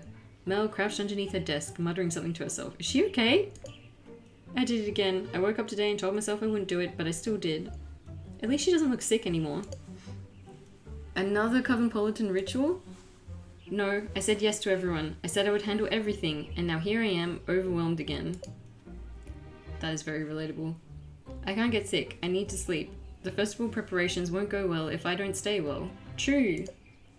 Can you go back and just tell everyone no? No. Well, I guess I could. Delegation, that's right. I can delegate. Or rather, re-delegate. But I feel so worked up, I can't even think about that. Aww. What would I even delegate? Where would I start? Someday, you'll find Mel in a sane state again. But today is not that day. Unfortunately, it might be too late to use this boundary spell. You would want to use it before removing your boundaries. Oh no, I messed up your magic again. That's not what I meant. I just have to push through this again, don't I? But I don't want you to help me with that. This is my responsibility and my responsibility alone. See, I feel like that's the core of the problem. Oh geez, if you let Mel handle this alone, you know it won't end well. At the same time, using more magic will probably backfire like it did previously. What could help Mel? I mean, I would say a nap. But I feel like maybe a quick coffee break, because then that would help like perk her up a little bit too. But maybe make it decaf. But then we'd also have to go to Jean's cafe. There's no way he can see her like this. Oh, okay, never mind. Guess that was the incorrect choice. But then what? Wait, the boundary spell. Maybe it's not too late. We can use it to help Mel redelegate her tasks. But we need to get her into a state where she can think about redelegating. Is everything alright? You're being quiet. And that's when it hits you. Oh, I have an idea. You do? Can we still use the spell? Not yet, but we're going to do an envisioning exercise. See, this is just how to replace magic with therapy, the game. That's kind of cool though. And then when you feel ready, you can then use the boundary spell. Envisioning, is this some sort of mental exercise? Yep, we're going to envision how you wish things would be. So, like envisioning myself redelegating tasks? I kind of want to go more general than that. Let's try envisioning your perfect day. We can try to form a day where redelegating isn't an issue. Having a clear idea of what you want might make it easier to happen. And then the more focused intention will help with the boundary spell too. I see. Alright, let's try it. Okay, let's get ourselves into a comfortable seated position. This is just meditation and like mental exercises and stuff to help people instead of magic. That's kind of cool though. To give people like real solutions that they can do in real life as well. Because a lot of these characters I think are designed to be relatable for a lot of people. So it's cool to have like more attainable solutions than magic spells. You and Mel take a seat across from each other. Now let's take a deep breath. You close your eyes. You feel your jaw drop. Then tension in your forehead falls away. Your shoulders hang loosely with your hands on your laps. Your body both feels light yet grounded. Now, Mel, we're going to walk through a day in your life, okay? Mel nods her head in agreement. It's morning, and you've just woken up. What do you do? Jean's probably already awake. I can smell coffee and some freshly baked scones coming from the kitchen. Aww, that's so cute. I get up, brush my teeth, get dressed, and then sit with him at the table. We talk about what we're doing that day and say when we expect to get home. Jean heads out before me and I clean up the kitchen before heading to the office. Wonderful. Now let's relax our muscles, take a quiet moment. Maybe we'll go relax our muscles this time. You unclench your jaw and let your shoulders fall. The tension in your forehead falls away. Your body both feels light yet grounded once again. Aww. Great, now tell me about your walk to the office. I like these cute little CGs. It's a beautiful day outside. Most days in Florida are beautiful. Kids are playing by the lake. I can hear Jonas and his crew working hard at the festival grounds. I'm glad Jonas moved out here with us. I feel like he's finally found a place he fits in. Aww. I look over at your cottage and I'm so happy to see your garden blooming. Finally, things are feeling right again. Before I know it, I've arrived at the town hall to start my day. Very good. Now let's once again take another quiet moment. You focus on the sounds around you. The murmuring of conversations in the hallway. The chirping of birds outside the window. The soft summer breeze. For a moment the world is alive and yet still. Your mind is quiet once again. Now for your workday. How do you imagine that going? This is supposed to be in an ideal situation, right? Yup. Well, I walk into the town hall and our secretary immediately greets me. Then I head up to the mayor's office and, of course, she's already working. Cute! We have a quick morning meeting to discuss what needs to be done and the state of things. Then a few other people join us from various committees. Now, in an ideal setting, we all figure out the best way to approach the tasks at hand. The mayor's hands are already full, so I agreed to be the one to come to if any problems should arise. Everyone walks away from our meeting with a clear list of what's to get done and who's to do it. I have my tasks, but I'm also available to help if needed. Throughout the day, I get asked a few questions and advice on things, but everyone can do their work. And I trust that they can do this work on their own. Things aren't falling apart if I don't know what's happening all the time. Okay, now for the end of your day. But first, let's take another deep breath. You and Mel take a deep breath. You can feel your breath deep in your lungs. As you exhale, you feel all the tension again leaving your body. The end of the day is simple. I stop by the mayor's office to let her know I'm heading out. Then I meet Jean at his cafe. He gives me whatever he's just baked and a cup of tea. Aw, that sounds really nice. We chit-chat for a little while, but he's still working, so I head home. Oh, does she knit? While I wait for Jean, I sit on the couch and do some knitting. Aww. Then once he's home, we have a simple dinner, talk a little more, and go to bed. This is very cute. I like this. Mel opens her eyes. Once again, power couple. I love them. Not a very exciting ideal day, is it? It seems a lot more relaxed than your days now. Well, that is partly due to the festival, but I do think things could stand to be a bit calmer, and I do believe I have a big part to play in that. There aren't many days left until the festival. Maybe for the rest of the day, I'll make a clear plan for the next few days. And tomorrow I'll present it to everyone. Perhaps at this point it's not worth getting nitpicky about small details. Ooh, good. And I'll make sure to use that boundary spell. That way I'll be sure to delegate. Good. Instead of being a control freak. So you think the envisioning helped? Yeah, I do. It's crazy how easy it is to forget to think and reflect sometimes. I wish I had something that could help give me the time. Oh, the hourglass. Give you the time. Could I make something like that? I guess it's better late than never. Maybe I get to make the artifacts for antiques. I keep calling them artifacts. Maybe I get to make the enchanted antiques for everyone. That would be cool. I'm just glad I could help. I hope your planning goes well. Thanks. Could I make something for Mel that could give her the time? You know, Jamina's shop has that old hourglass. I wonder if I could put something together with that. Jean. You walk up to Jean's cafe and see a closed sign on the door. Ooh, why is he closed? But the lights are on. That's strange. Maybe I'll take a quick peek to see if Jean is here. You walk back to the kitchen where you hear someone furiously whisking. You pop your head through the door and see Jean standing over a massive bowl of batter. He looks up at you. You look at Jean. Jean nods his head and gives you a thumbs up. You take that as saying everything is fine. Good. Maybe he's feeling inspired again after the chat that we had. Thank you for the release spell and for eating the madlins out of the trash. Yeah, we did do that. It was highly effective, but now I have a lot of batter to make in very little time. And while I would love to share my delicious baked goods with my favorite witch in training, okay, maybe that's pushing it, but I need to focus right now. Please come back at a later time. We got all of that from a thumbs up. Give a big thumbs up, give a small nod of understanding, or salute. I'm gonna give a small nod of understanding. He's a man of few words. He appreciates the subtle gestures. You leave the cafe with an empty stomach but a full heart. Aww. I can't wait to taste even more of the madeleines. I'm so glad Jean's recipe worked out. Ooh, green. Oh, the jade egg. The crystal of success and grounding. I could see how that would suit Jean. Yeah, I'll add that to my grimoire.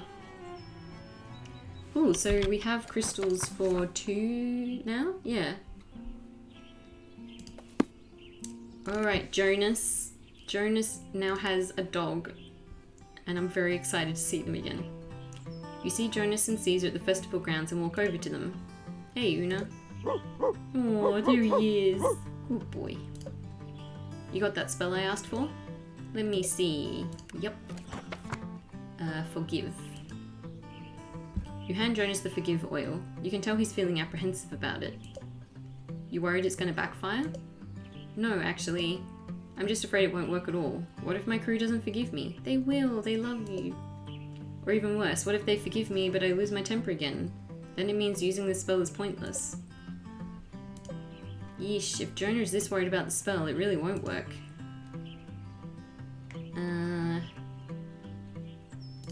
Nothing will work with that attitude, so we need to figure something else out, don't we? Am I doomed? No. You can tell a massive freak-out meltdown is imminent, but you really don't want to try anything that could make it worse. Think, Guna, think. Dog? Play with dog, that'll make you feel better. Huh? What is it, Caesar? Is something wrong? Caesar rolls over on his back. I think he wants pets. See? I said it, pet the dog. Always works. I think he definitely wants pets. Jonah starts giving Caesar belly scratches. Aww. Yeah, who's a good boy? Caesar looks up at you. My turn? Do I get to pat the belly too? I think he wants you to pet him too. I would be honored. No, I would not ignore him. Give Caesar belly scratches. He's so soft and fluffy. You and Jonas keep petting Caesar. He seems very, very happy. Good. But you realize you feel very, very happy too. You look at Jonas. He also seems very, very happy. I love how for everyone else the solution was meditation, and for Jonas it's dog. I think that's the best solution we've come up with so far in this game, is get a dog. Could it be that Caesar sensed both your stress levels rising? Caesar stands up and does a big shake. Oh, good boy. I guess he's had his fill. I'm feeling more relaxed now. Yeah, me too. Are you ready to give that forgive oil a shot? I still don't feel ready, to be honest. Obviously, I love petting Caesar, but I feel like I need something I can do to just, I don't know, prepare my brain for this stuff. Does that make sense? It totally does. Hang on, let me think. You notice your mind feels clearer now after petting Caesar. Maybe that dog is some sort of familiar? Anyway, Jonas needs something to prepare his mind to use magic. But it sounds like he needs something to break his negative thought patterns. You know, he asked you for magical words before. Maybe words are exactly what he needs. Hey, Jonas, have you ever heard of affirmations? I feel like I've heard Mel mention those before. She probably has. They're a pretty common tool witches use to give themselves a quick boost. Are they magical? They're more of a focusing tool, I would say. I find them pretty helpful, and they're simple if you want to try them out. We've become the town's therapist instead of the town's witch. Nothing weird will happen? Nope. And we'll only start with using a few so you don't get overwhelmed. Alright then, how do we do these affirmations? First, we need to identify what exactly is making you feel anxious. Let's start with maybe 3 key things. One is definitely that I'm not working hard enough to overcome my anger. Second one would be, well, that I'm just a bother to other people, like Mel and Jonas and my crew. Aw. Third, if I try to talk to people about how I feel, they'll think I'm weak. No, that is not true. Are those good? Yep. Let's start with working to overcome your anger. Okay, so working to overcome your anger, but it's not just anger, right? No, anger is usually the result when everything gets to be too much. And I am working on that, or at least I have in the past, but I feel like it's not enough. But you are working on it? Yeah, of course. So how about we come up with an affirmation about making progress instead? To help you focus on how you are working on it and making progress. Mel always says progress isn't linear. Maybe she's right. True. So how about I'm overcoming my challenges steadily each day, or every day presents a new chance for growth, or my efforts are worthy, I can envision my success. I'm gonna say I'm overcoming my challenges steadily each day. I really am, aren't I? You are. Look at that smile. Yep, see, just saying it out loud helps, doesn't it? Affirmations are intense! Aw, a dog definitely suits him. He's definitely a dog guy. Next, let's do relationships. You're afraid you're too much for people, as if you need too much help. That, and I guess that they constantly have to be worrying about me. Not that it's bad to think about other people at all, but I mean more like they have to manage me. I don't want them to feel that way. Do they make you feel that way when you try to tell them how you're feeling? Not usually. I mean, there have been people in the past, but they were also kind of mean. I feel like you need to believe that other people care about you, and that they're listening to you isn't managing you, but showing you that they care about you.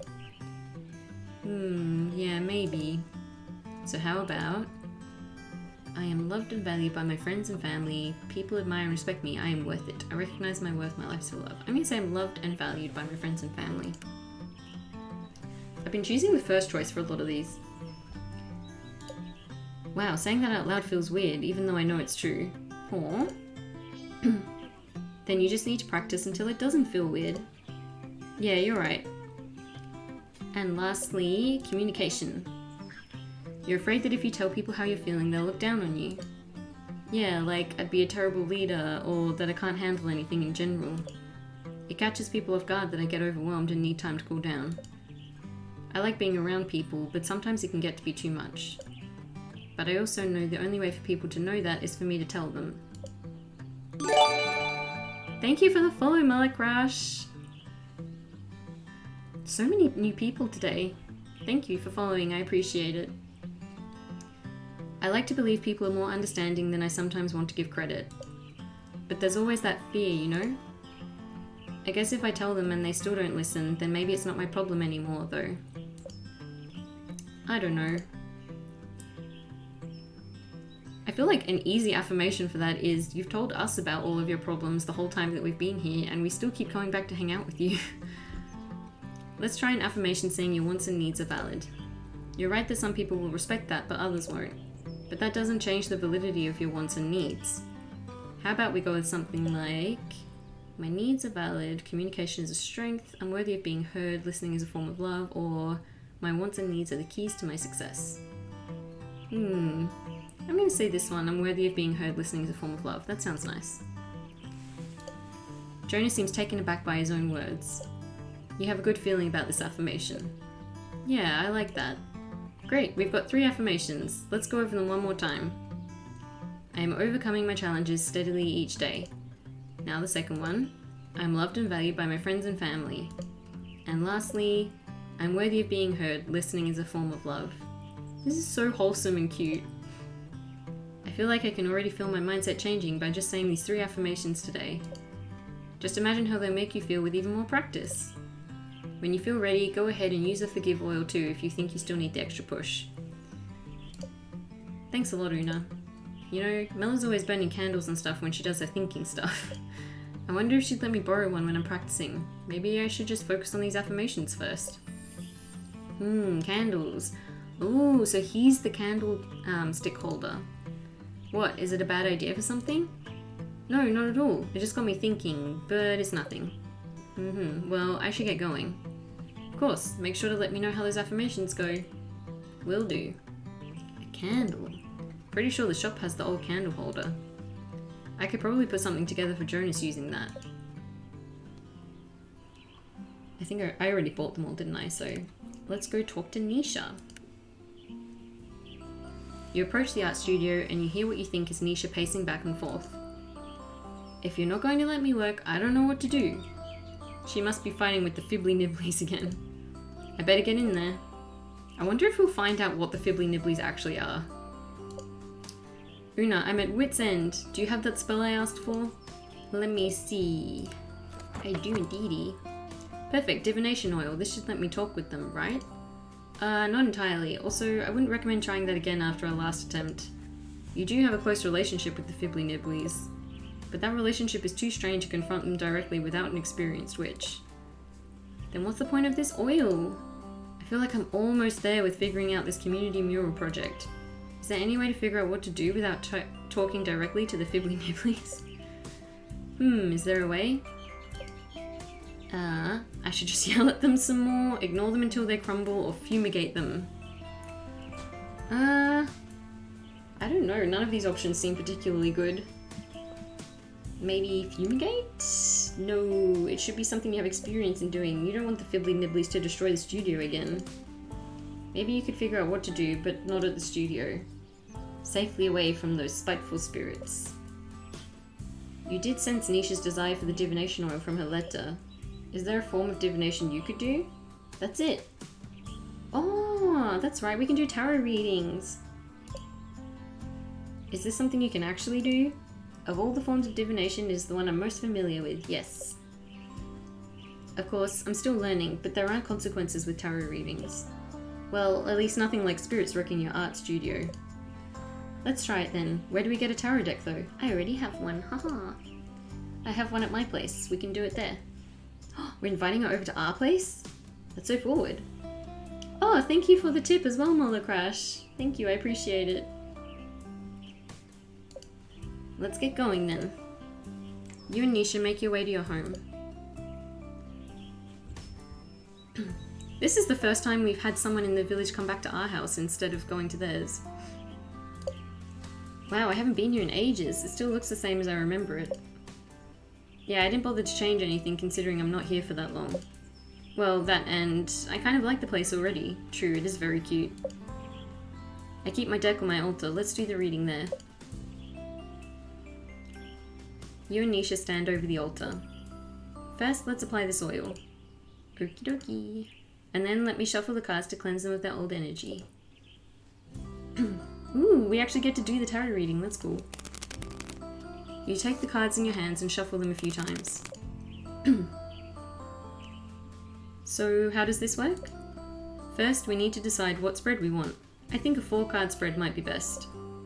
As I said, I'm still learning, so I'd like to avoid the more complex ones if that's alright.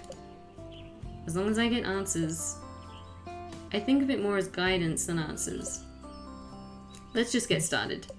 She still seems very suspicious of witchcraft, even though we've done a lot since we met.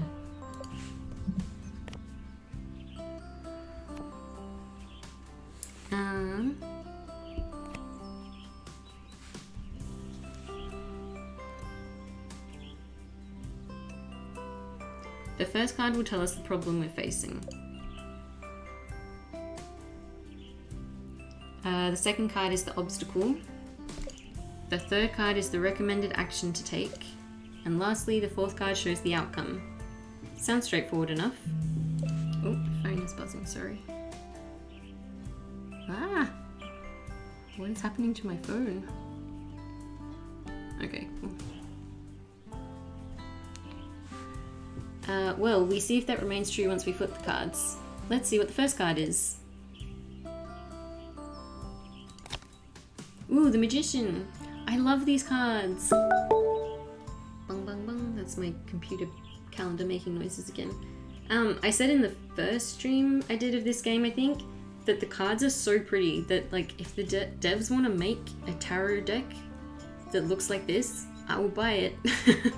It's so cute. I love the idea of a plant-based one too. No, actually, my gran made this deck for me.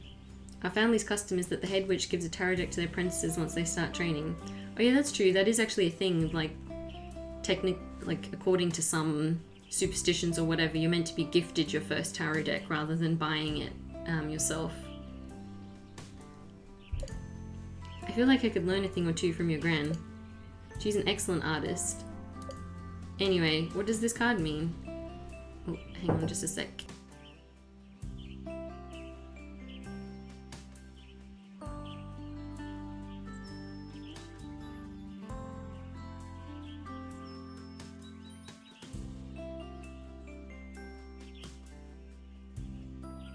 Sorry about that. I was just getting given ice cream, which is very exciting.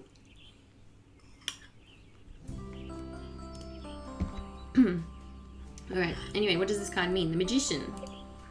So this is the Magician depicted by a plant called Dittany of Crete. This card symbolizes skill, focused energy, and manifestations. Though we're reading this card for a tricky situation. Excuse you, truck going past my house while I'm trying to stream. This card is probably telling us there's a lack of these things. I have skills. I don't think the card necessarily means your artistic skill in this case. Remember, we're asking what to do about the fibbly nibblies. Wait, has it been fibbly nibbles this whole time and I've called them the fibbly nibblies? Oh well, I'm gonna keep calling them fibbly nibblies because I think it sounds better.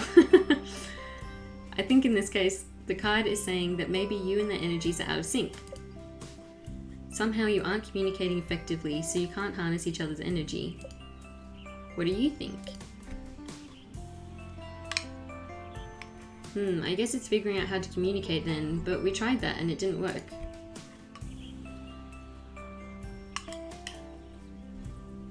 I wouldn't say that was our best attempt though, so the card is telling us there's something more to do there. Maybe we should go ahead and turn in the next card? What will it be? The Devil. That is so cute. That plant, what plant is that? So obstacle is the Devil. Now this one makes perfect sense. Hang on, this card might not mean what you think it does. But it does mean there is some sort of chaos going on in your life, perhaps some manipulation and confusion. But I remember when my gran talked to me about this card and why she chose the sundew to represent it. Oh, interesting! So it's the sundew flower. And the name of the dev studio who made this game are Sundew Studios. And I was like, it's carnivorous, duh. And she said, yes, that was part of it. But when people first started collecting sundews, they thought they were the most darling plants. And then they discovered they were carnivorous.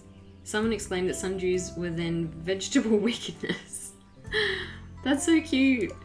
I love the backstories of all these plants. And my gran thought that was hysterical. When you're dealing with the devil, sometimes you need to just laugh at the absurdities of things. I'm going to screenshot that. That's a great quote. Sometimes by not embracing the chaos, you cause more friction. Interesting. I've been trying to cut them out of my life more recently. More so than I did when I was younger. Even then, it's not like they didn't cause trouble. I like the fibbly nibblies. Oh no, it is fibbly nibblies. Maybe that was just a typo before I misread it. But it was exhausting being the weird girl in class. I just wanted to fit in. True. I feel that. Did you ever think you were weird? What? No. I always thought I was fine. It was everyone else. I could be myself with the fibbly nibblies. I wonder where the name for fibbly nibblies came from, like with the writers. Where did they come up with that?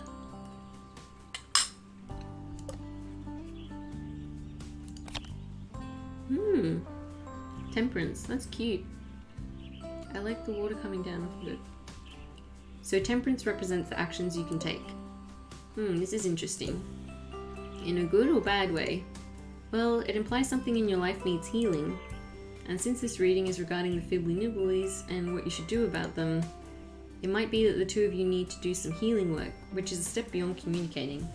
Well, that makes sense. We were saying before that maybe they were like sad because she was rejecting them, so maybe it's to do with the like conflict and her change of attitude towards them. I tried asking them what they wanted before.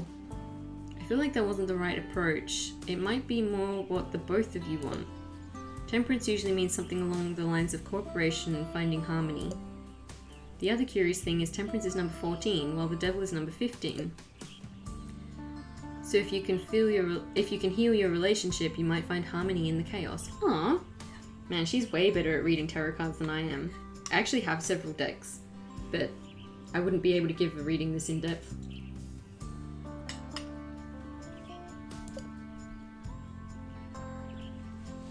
But how do I heal my relationship with them?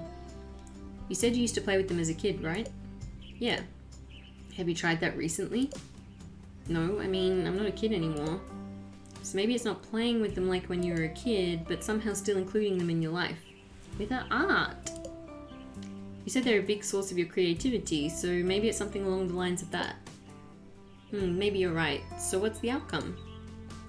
True, let's find out. Oh, that's a pretty plant, the Empress. This art style is so cute. It is, I love it so much. Like I said, tarot deck with this art, I would buy. And also, hi Arctic Fridge, welcome. I'm eating ice cream, so sorry if I'm making some noises while I read the lines. The outcome is the Empress. What's so funny about that?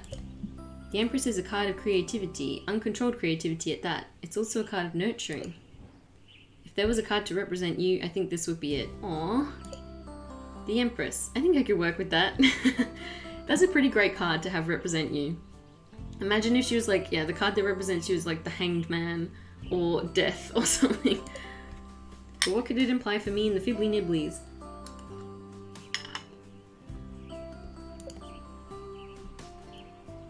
So it sounds like if you're able to find balance, excuse me, with the Fibbly Nibblies, you might become even more creative. What I thought was holding me back all my life might be my way forward? That's what the cards seem to say. Of course, this is going to take some work on your end. Again, I like how this round of spells and orders that we made have been more about like finding an alternative solution rather than relying on magic. Interesting take for a game about witchcraft, but I like it. Maybe this festival piece can be the start of something new with the Fibbly Nibblies. Yeah, maybe it could be. I wish there was some way to at least set us up to work peacefully together. Devin always says you can sort all your problems over a cup of tea. Ooh, the teapot is for Nisha, not Devin. That gives you an idea.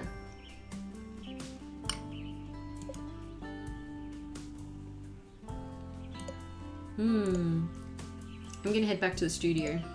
Maybe I can start to refigure things out there. Sounds good. I'm glad the tarot reading seemed to help. I've never done a reading for anyone else before. It was an exciting experience. This is so wholesome. I really like this game. Like, we're starting to get towards the end of the story. And, like, it's just been really wholesome and, like, I want to say charming, like, with the art style and, like, the music and stuff as well. It's been very relaxing. It's a good game to play on a Friday. Because I've been playing it on Fridays, mostly in the afternoons. And so, like, at the end of the week when I'm kind of tired, this sort of chill game is perfect. I'll get going, though. Thanks again for your help, Una. You know, Jabina has that old teapot at the store. True. Nisha might not realize it, but Devin is on something. That is true. Tea is always the answer to everything.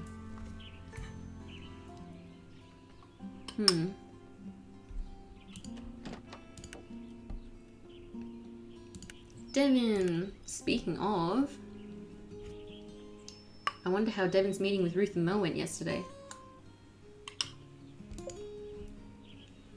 You knock on the music studio door. Una, I'm so glad you're here. Oh, I love Devin.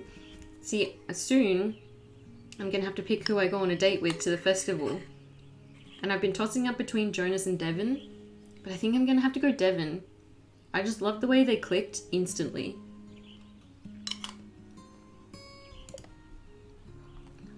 Whoa, did I do something?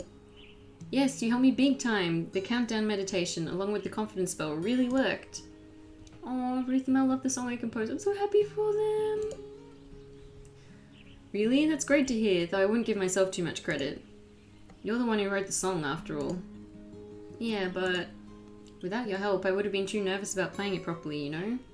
Aww. Romance.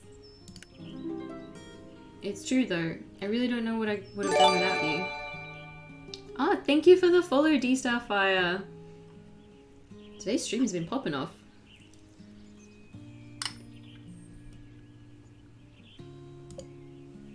Welcome, welcome.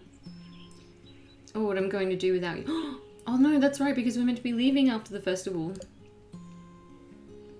We won't leave, we'll stay. We'll be this village's witch. Oh no, because Devon doesn't even live in this village. Devon lives in the next village over and they already have a witch. What is this? Star-crossed love? Devon, Una, oh. See, they're so similar and so in sync with each other. I think I'm going to go with Devon for the festival.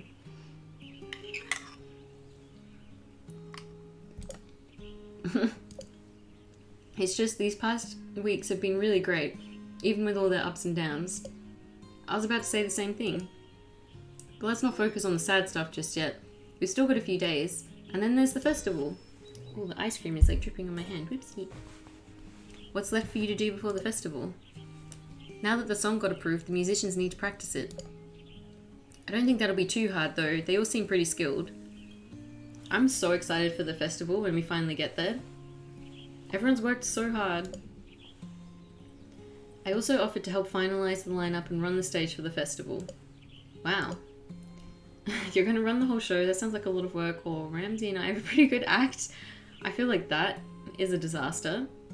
I don't want to make them feel bad about it, so let's be optimistic. You're going to run the whole show. Devon's sovereign of the stage. Oh geez, that's too much. Besides, it's really about the musicians and Flora. I'm pretty excited though. It feels really great to bring all the musicians together. This was what they wanted to do basically from the beginning, so I'm happy that it's working out. I think we're really going to capture the spirit of Flora with our music. Together. Yeah. It's really great seeing you this excited. It is. They were so nervous in the beginning and so shy that they were like constantly really gloomy and anxious. And now they're like cheery and excited. It's so nice. I think you're going to be just fine. As an artist, it feels like I should want to be the center of attention. And there's an expectation that I should constantly be putting myself out there. But it's so exhausting, and then I spend all my time stressing out about I could be working on composing or collaborating with other musicians instead, you know? I don't get why making art never actually feels like it's about making art. Oof. True. Does that make sense? Yeah. Because making art isn't just making art, it's also marketing and networking and all that kind of thing. I think so. Basically, you want to make music without all the other stuff. I just want to study witchcraft without all my family's expectations. Those expectations are made up anyway, and for some reason they all just seem to accept it. None of them seem happy about it either. Yeah, that's it exactly. I was kind of amazed when I was honest with everyone at the full moon ritual. Everyone was just alright with it. I've never had that happen before. Aww. Usually I get told if I don't do things exactly this way that I'll never make it. But you know what? I think that's nonsense. Did the music just change? That was cute. More romance. I'm gonna double down on the romance. Let's burn it down. I'm liking this rebel energy. Wholesome. I know. I love them. I'm feeling a little fired up, though maybe I should calm down a bit. No, be excited. It's fine. There's still a festival to focus on. Oh, they're just smiling like happily now without any like tension. I should probably be getting back to the music too. Still got lots to do and only a few days left. Yep, let's do our best. Cute, so cute. Ooh, amethyst? Yeah. Amethyst has protective qualities and helps quiet the mind. So if they don't have time for a countdown meditation, the amethyst could help instead. Hell yeah. How are we doing for time? How many days have we got left until the festival now? Okay. So we just finished day 9. What I might do is end the stream here, and then next stream we can go all the way to the end with the festival. So thank you everyone for showing up and for all the follows and the donations and things as well. It was amazing. And everyone who stayed and chatted as well. Like, it was... I feel like a lot happened in this stream in the last few days in the game. Like, we had that full moon ritual that ended up going really well, surprisingly. We've now got all the information that we need, basically. Oh, not quite. We still need a few more crystals, but still, I reckon that'll happen in the next in-game day. And then it'll just be leading up to the festival and a cute date. So I'm excited. I think I'm probably going to go for Devon with the festival date, but I might have a poll on Twitter or something to help me choose between Devon and Jonas. So yeah, thank you again, everybody, for showing up. I had a lot of fun, and I'll play this again next week to finish it off. See you then.